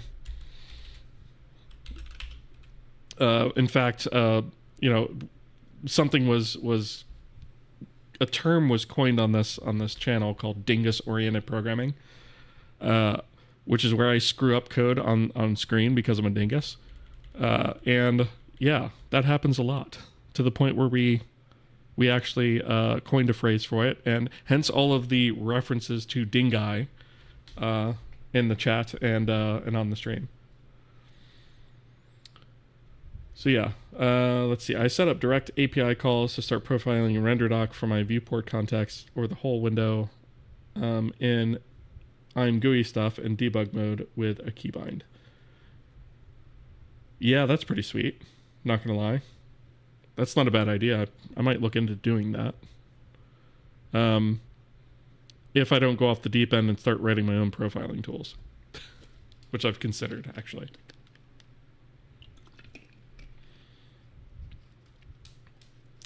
This is supposed to be a family-friendly stream.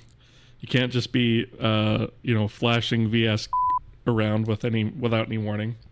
Notice I didn't say the name. Okay, it was here, but I censored the name. I don't just haul off and say VS.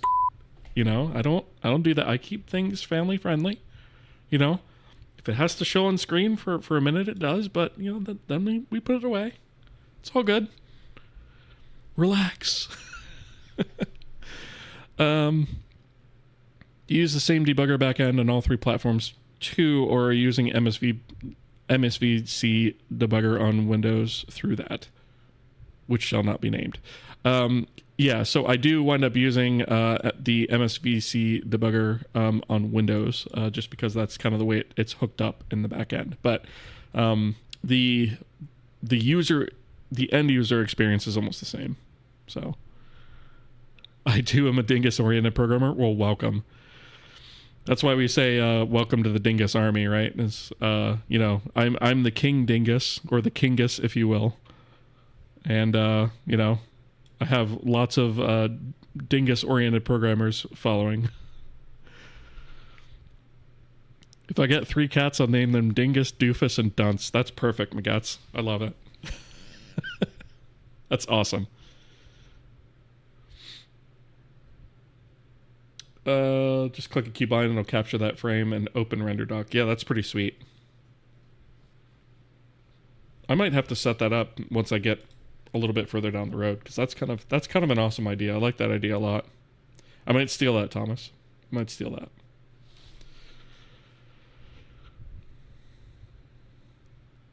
Kind of based that VS isn't bleeped out, but VS is. Yeah. Well, see, I'm not saying... I mean, yeah, it's a good point, I guess, though, right? Like, if anything should be bleeped out, it should be the full version. So, maybe I just say, like, VS. I don't know. I don't know if that has the same ring to it, though. If I bleep first and then say the rest of it, I don't know if that works. But at least one of them isn't written in JavaScript, okay?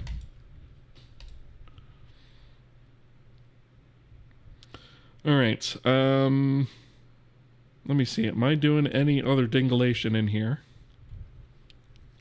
That could be screwing with it in a way that it's not going to render. So this is really the only place where it should vary even slightly.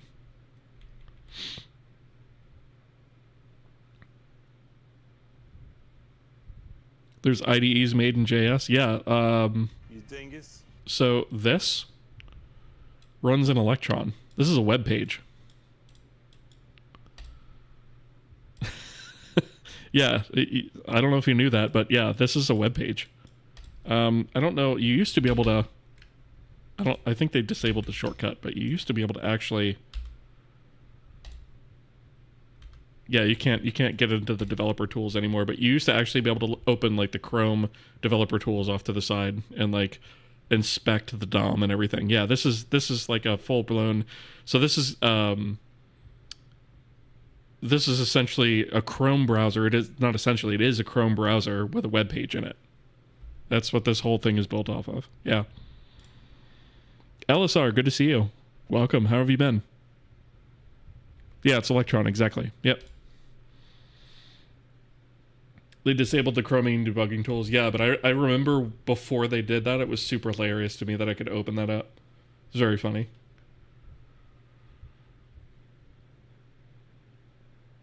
My girlfriend's parents have an orange cat, which they named Chairman Mao or General Mao. The vet didn't appreciate it, so now we just call him the cat or Mr. Bojangles, but Chairman Mao is my go-to. That's funny.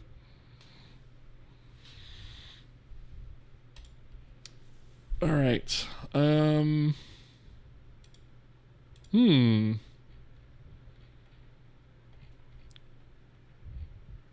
Did I get something backwards here? So this is static color. It's setting all that stuff. Position only.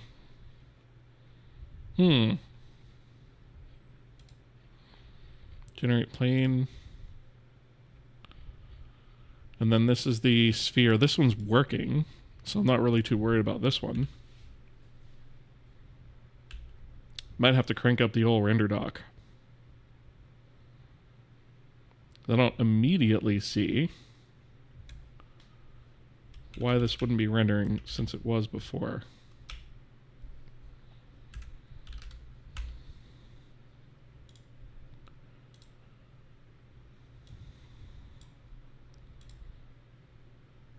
See what kind of dingusness is going on here.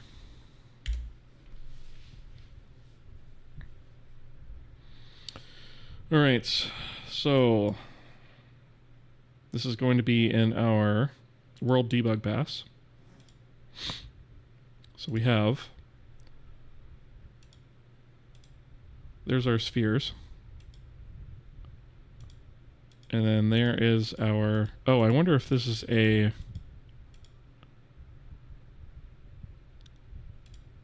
you highlight the draw call.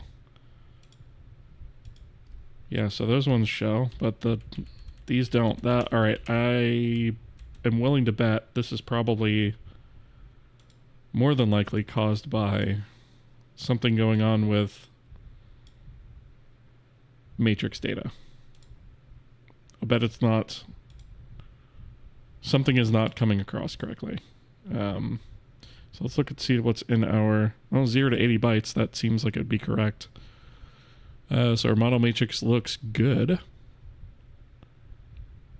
And we do have a valid color in here. Like it's not transparent or anything. So that is fine.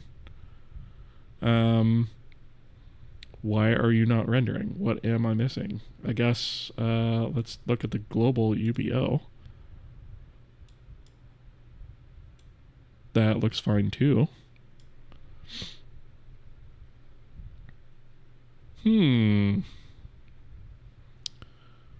Interesting indeed. I don't immediately see anything that looks wrong. In fact, everything looks shockingly correct.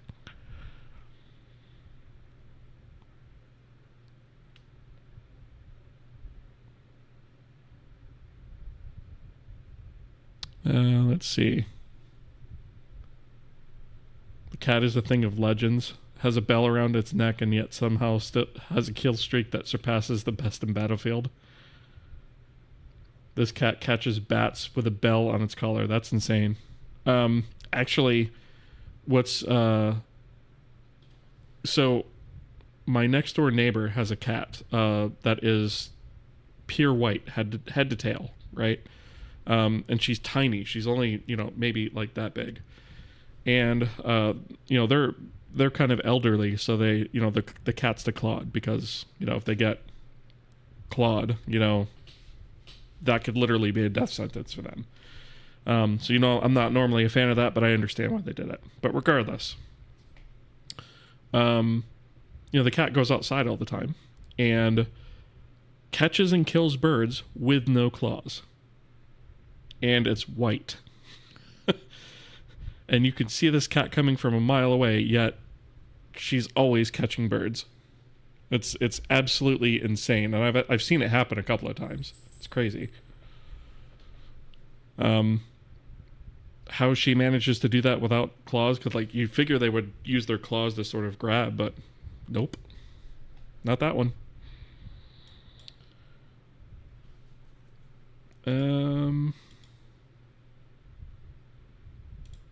Does bum me out a little bit because I do like the birds, but it is what it is, I guess. Nature and all that. Okay. So I guess let me look at the mesh viewer.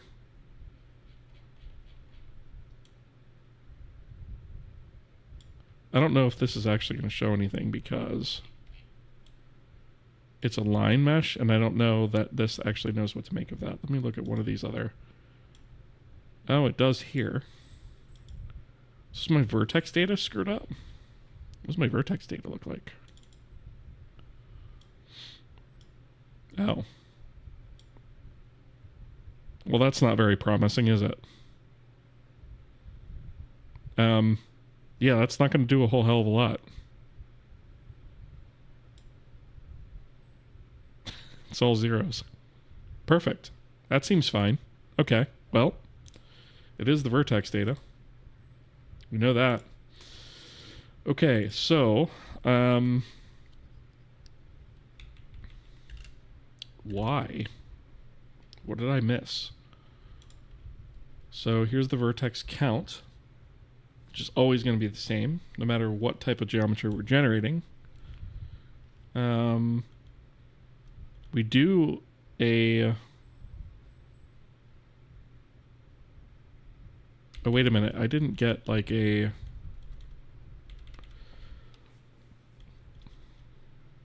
I don't think I got an error about this.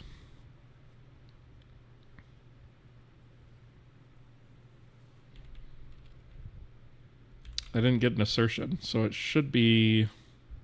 Should have picked the right one of these. So color goes to this guy and this guy. That looks fine. What did I miss? Is this doing something stupid?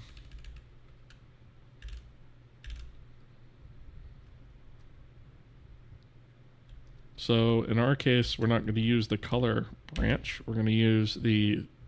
Oh my god.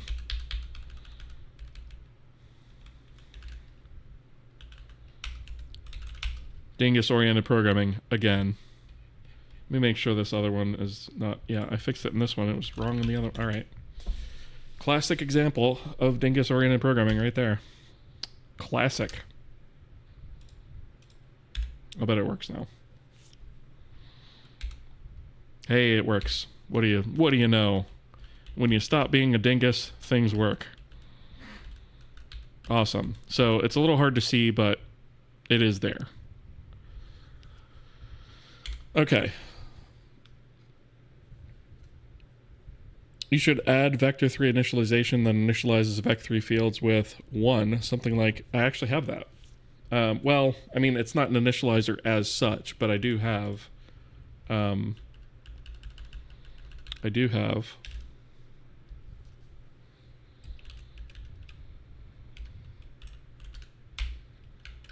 right there. So I do already have that. I've got a 0 variant, I've got a 1 variant, I've got, you know, up, down, left, right, all those variants too. Oh, you mean with an arbitrary float? I suppose I could do that. Like, I guess it would be... The hell would I even call it, though? Because I don't want to use... Like, there's vector3...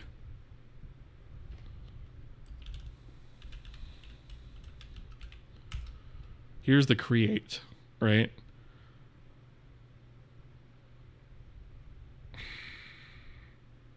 You're not wrong. And there have been times I've wanted to do that.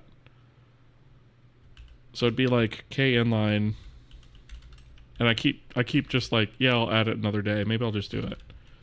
Vec3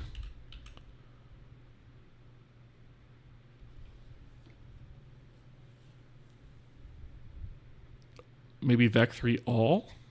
Does that make sense, right? Like,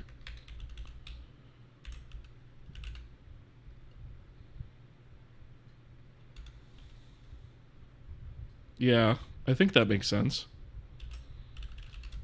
Right, and then it literally just becomes vec3 and then n.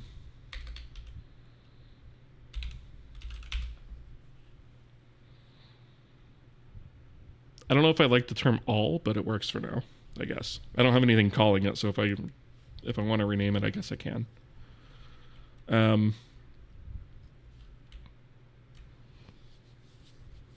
This is where overloads would be handy. Yeah, so yeah, when we were talking about, well, I guess I mentioned operator overloads, but I guess function overloads, this is the only kind of thing that I would ever use it for. Because I think I think it's not great otherwise. It's not as clear. Vec3 from Vec1. Well, I didn't define a Vec1. I figured a Vec1 is just kind of a type def of an F32, right? I suppose I could, but Vec3 from scalar. Actually, Magetz, you know what? That is the right. That is the right terminology. Even if it is a little nerdy, yes, but you know, we already have that term in here a lot. 39 other times, or 38 other times, right? So yeah, I guess that makes sense.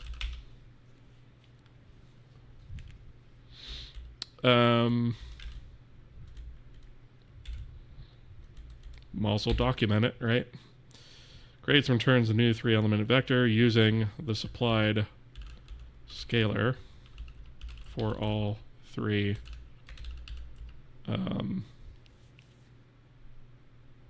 components. Couldn't think of the term. Right, and so this is going to be scalar. And technically this should probably just be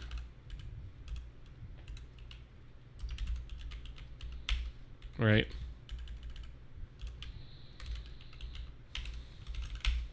Sure.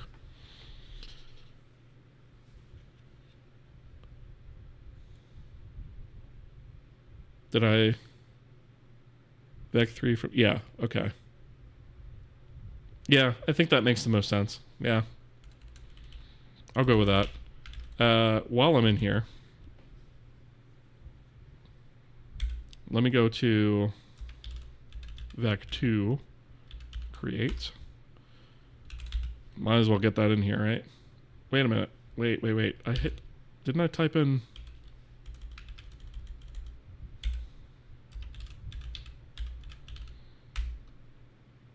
Okay. And also, why am I doing it? Why am I doing this way? This should literally just be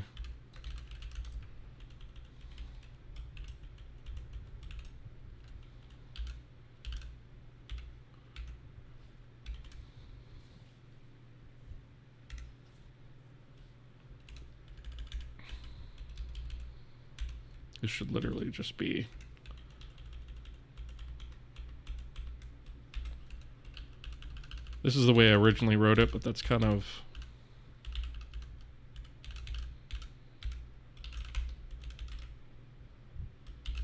there. Much simpler, right? So 2, and then 2, and then we get rid of. Man, my hair is being super annoying tonight. Will not stay out of my face.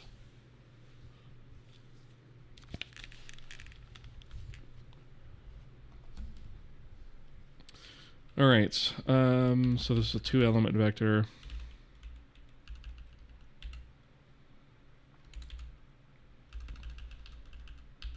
You know what? Instead of saying all 3 components, we'll just say all components. That way I can just copy pasta it.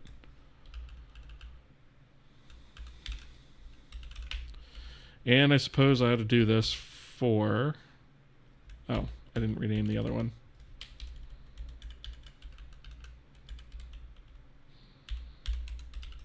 I was like, why is that bleating? Let's go back here, and I'll take this and do create. Oh, I'm doing this way too. Oh, this one had a legitimate reason,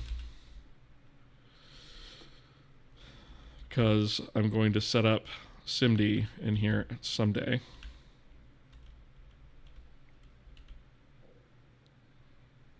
I'm going to have to do that before we go too much further, I think, actually. You dingus. Let's see. 4 elements. And I'm actually Yeah, I did update it. Okay, cool. Thank you for the follow. Appreciate that. All right. Let's get back to where I was.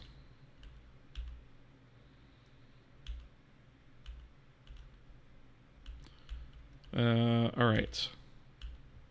So, create debug data is fixed. Still don't want to hard code the color. That is something I need to fix eventually.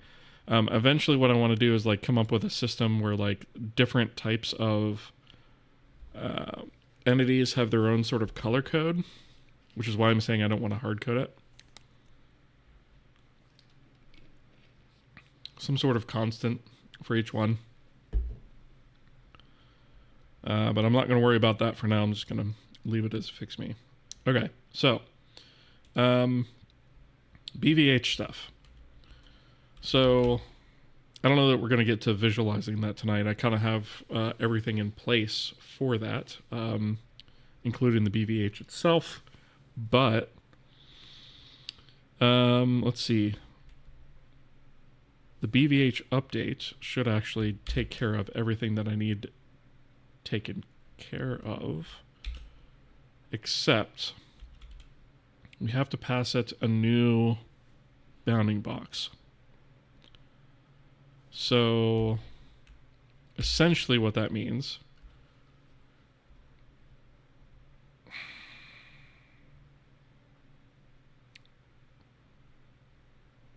is we need to create a new axis aligned bounding box from our current extents. Now the function that I have here takes half extents and a matrix.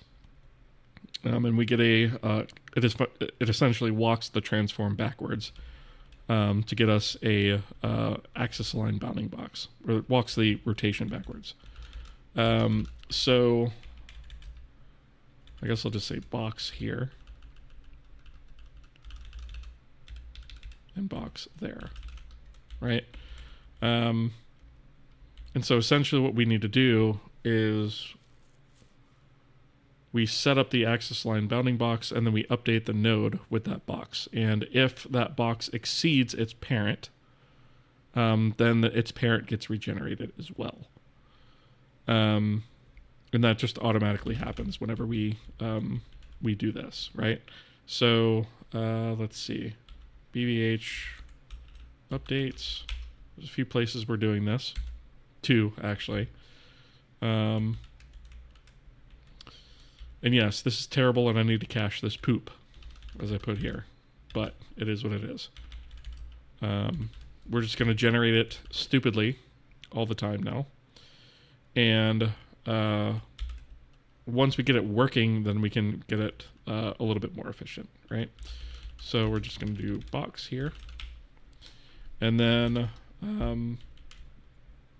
I guess the only other thing we'll need to do is we'll need to go into our BVH itself, into the nodes, and generate some debug data here.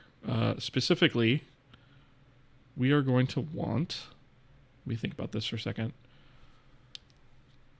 I think we only need a K geometry. I think that should give us everything we need. And I think I can safely store that. I think I can safely store that at the node level.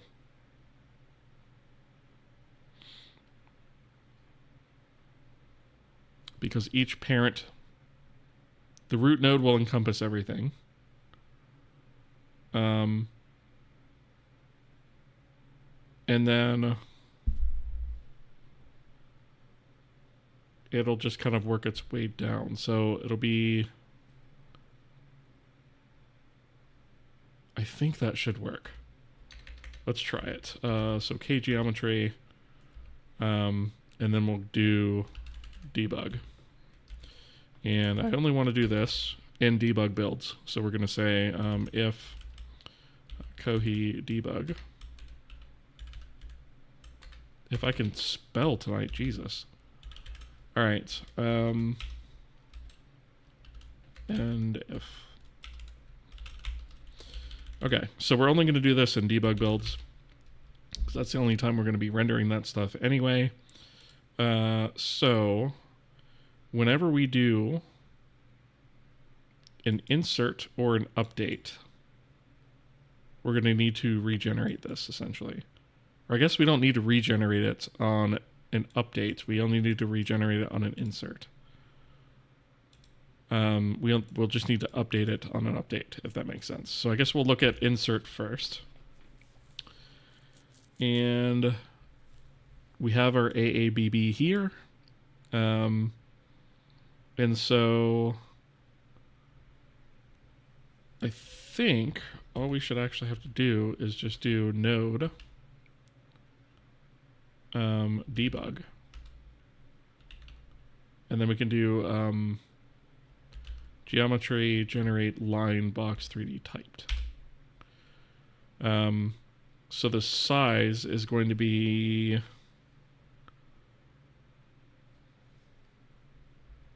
think about this. So we're going to want the half extents of this. So I can either do that inline, because I don't think I have a... No, I don't have anything to store that. Okay, let's do this. So the NAABB, this is really just max and min. This is really just extents. So actually what I could do, I could just do size from extents 3D and pass the AABB as extents. Name doesn't really matter. I'm just going to pass a 0 for that.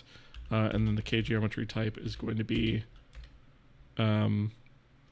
position only. Okay, so that works. Now, we have that debug, and then in updates, if we exceed the bounds of the parent, essentially, then we remove that leaf and reinsert it, right? So when we go to remove leaf, we essentially need to kill the geometry, right? Because we're essentially going to need to make sure that that memory is freed. I'd like to just update it, but for now I'm just going to do it the naive way. So I'm going to do kgeometry. Do we actually have a way to destroy that?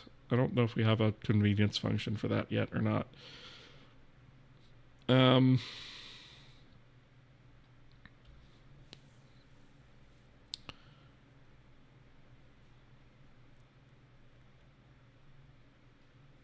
I guess not. All right, let's do T nodes leaf. And we're going to do debug. And we'll get the vertex count. So U32 vertex count is equal to that. You know what? I'm going to take a convenience pointer for this because that's going to get really verbose really quickly. So BVH node. We're just going to do n equals the address of T nodes leaf. And then I could just do n debug. Right. Well, I guess I could probably just do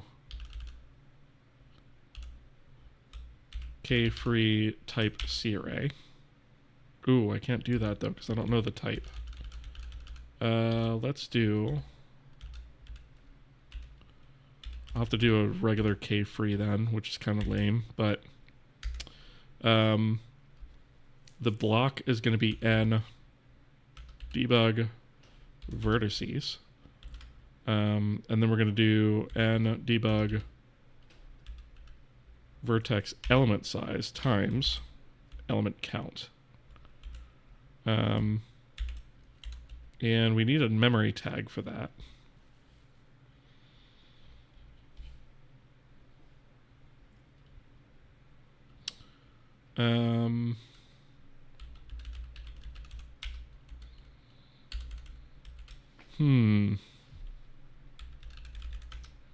What memory tag does this guy use? Travis 168 happy. Smudge, thank you so much for the support, man. I really appreciate that. 16 months. That's really awesome of you. Thank you very much for that support. That means a lot. It's good to see you. How have you been?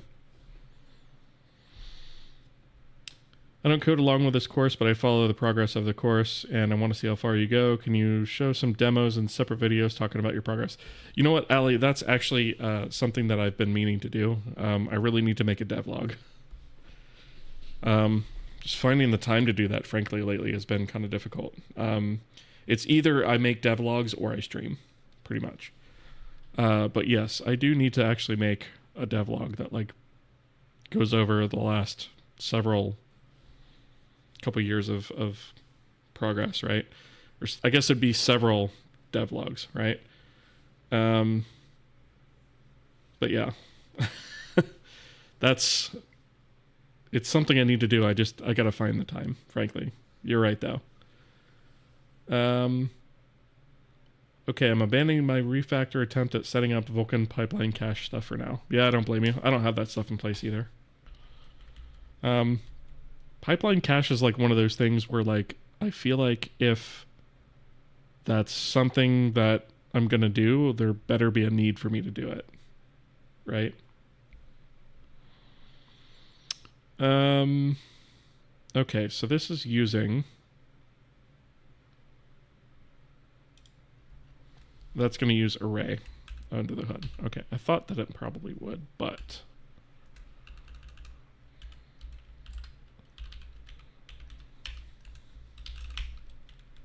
okay. So we go ahead and free that, and we should probably say if. We should probably check to make sure it exists first, right?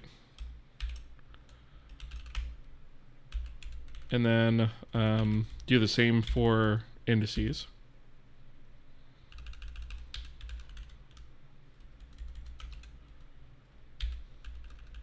And this is going to be index element size and index count. Just to make sure that that's all cleaned up. I don't think there's anything else in there that we have to get rid of. I think that's it.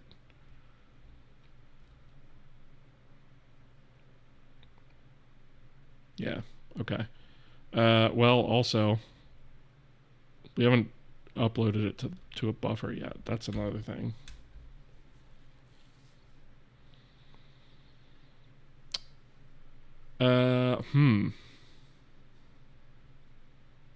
So this is kind of an interesting conundrum. So we are going to have to upload this to the vertex and index buffer.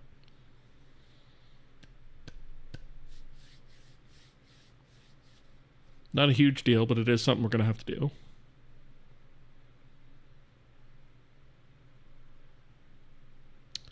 I'm trying to think of the best way to do that. Because like here we create and destroy the geometry, and that's fine, right? We have all the data that we need to actually push to the GPU, but the part that sucks about this is, like, yes, removing the leaf should unload the geometry. But if we're just updating a node, then that means we're like deallocating and reallocating on the GPU. Which, I mean, it's debug stuff, so I'm not really that worried about it, but it could add up fast. So let's put a to-do in here. Actually, this needs to be a fix me.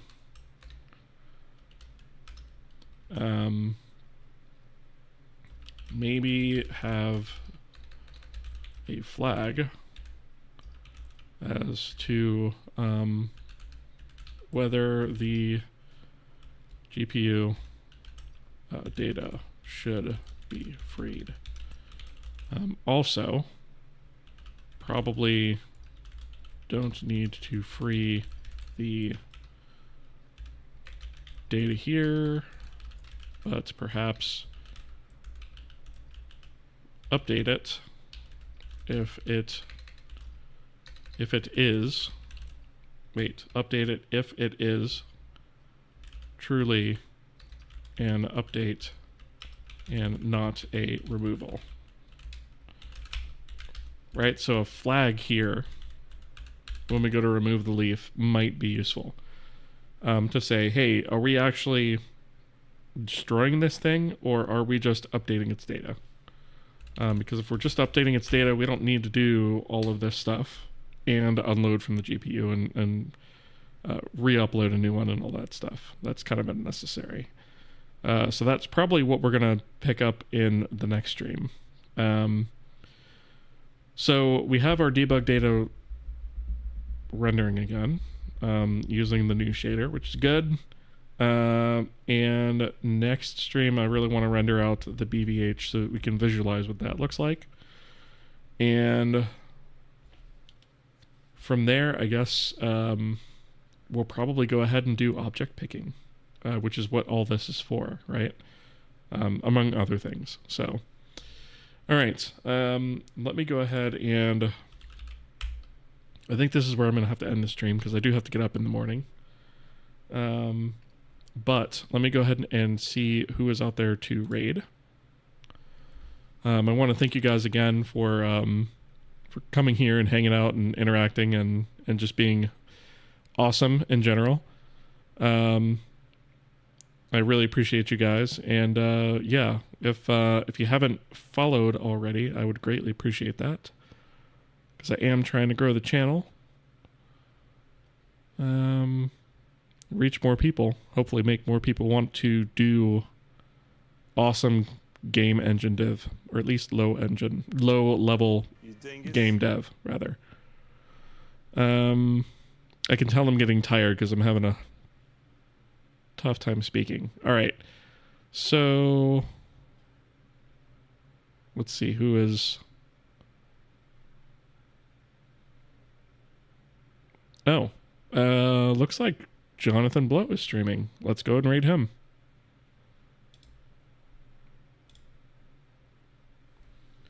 It looks like he's actually working on his game, which is awesome. So, all right, cool. Thank you guys so much for hanging out, and I will catch you guys in the next one. See ya.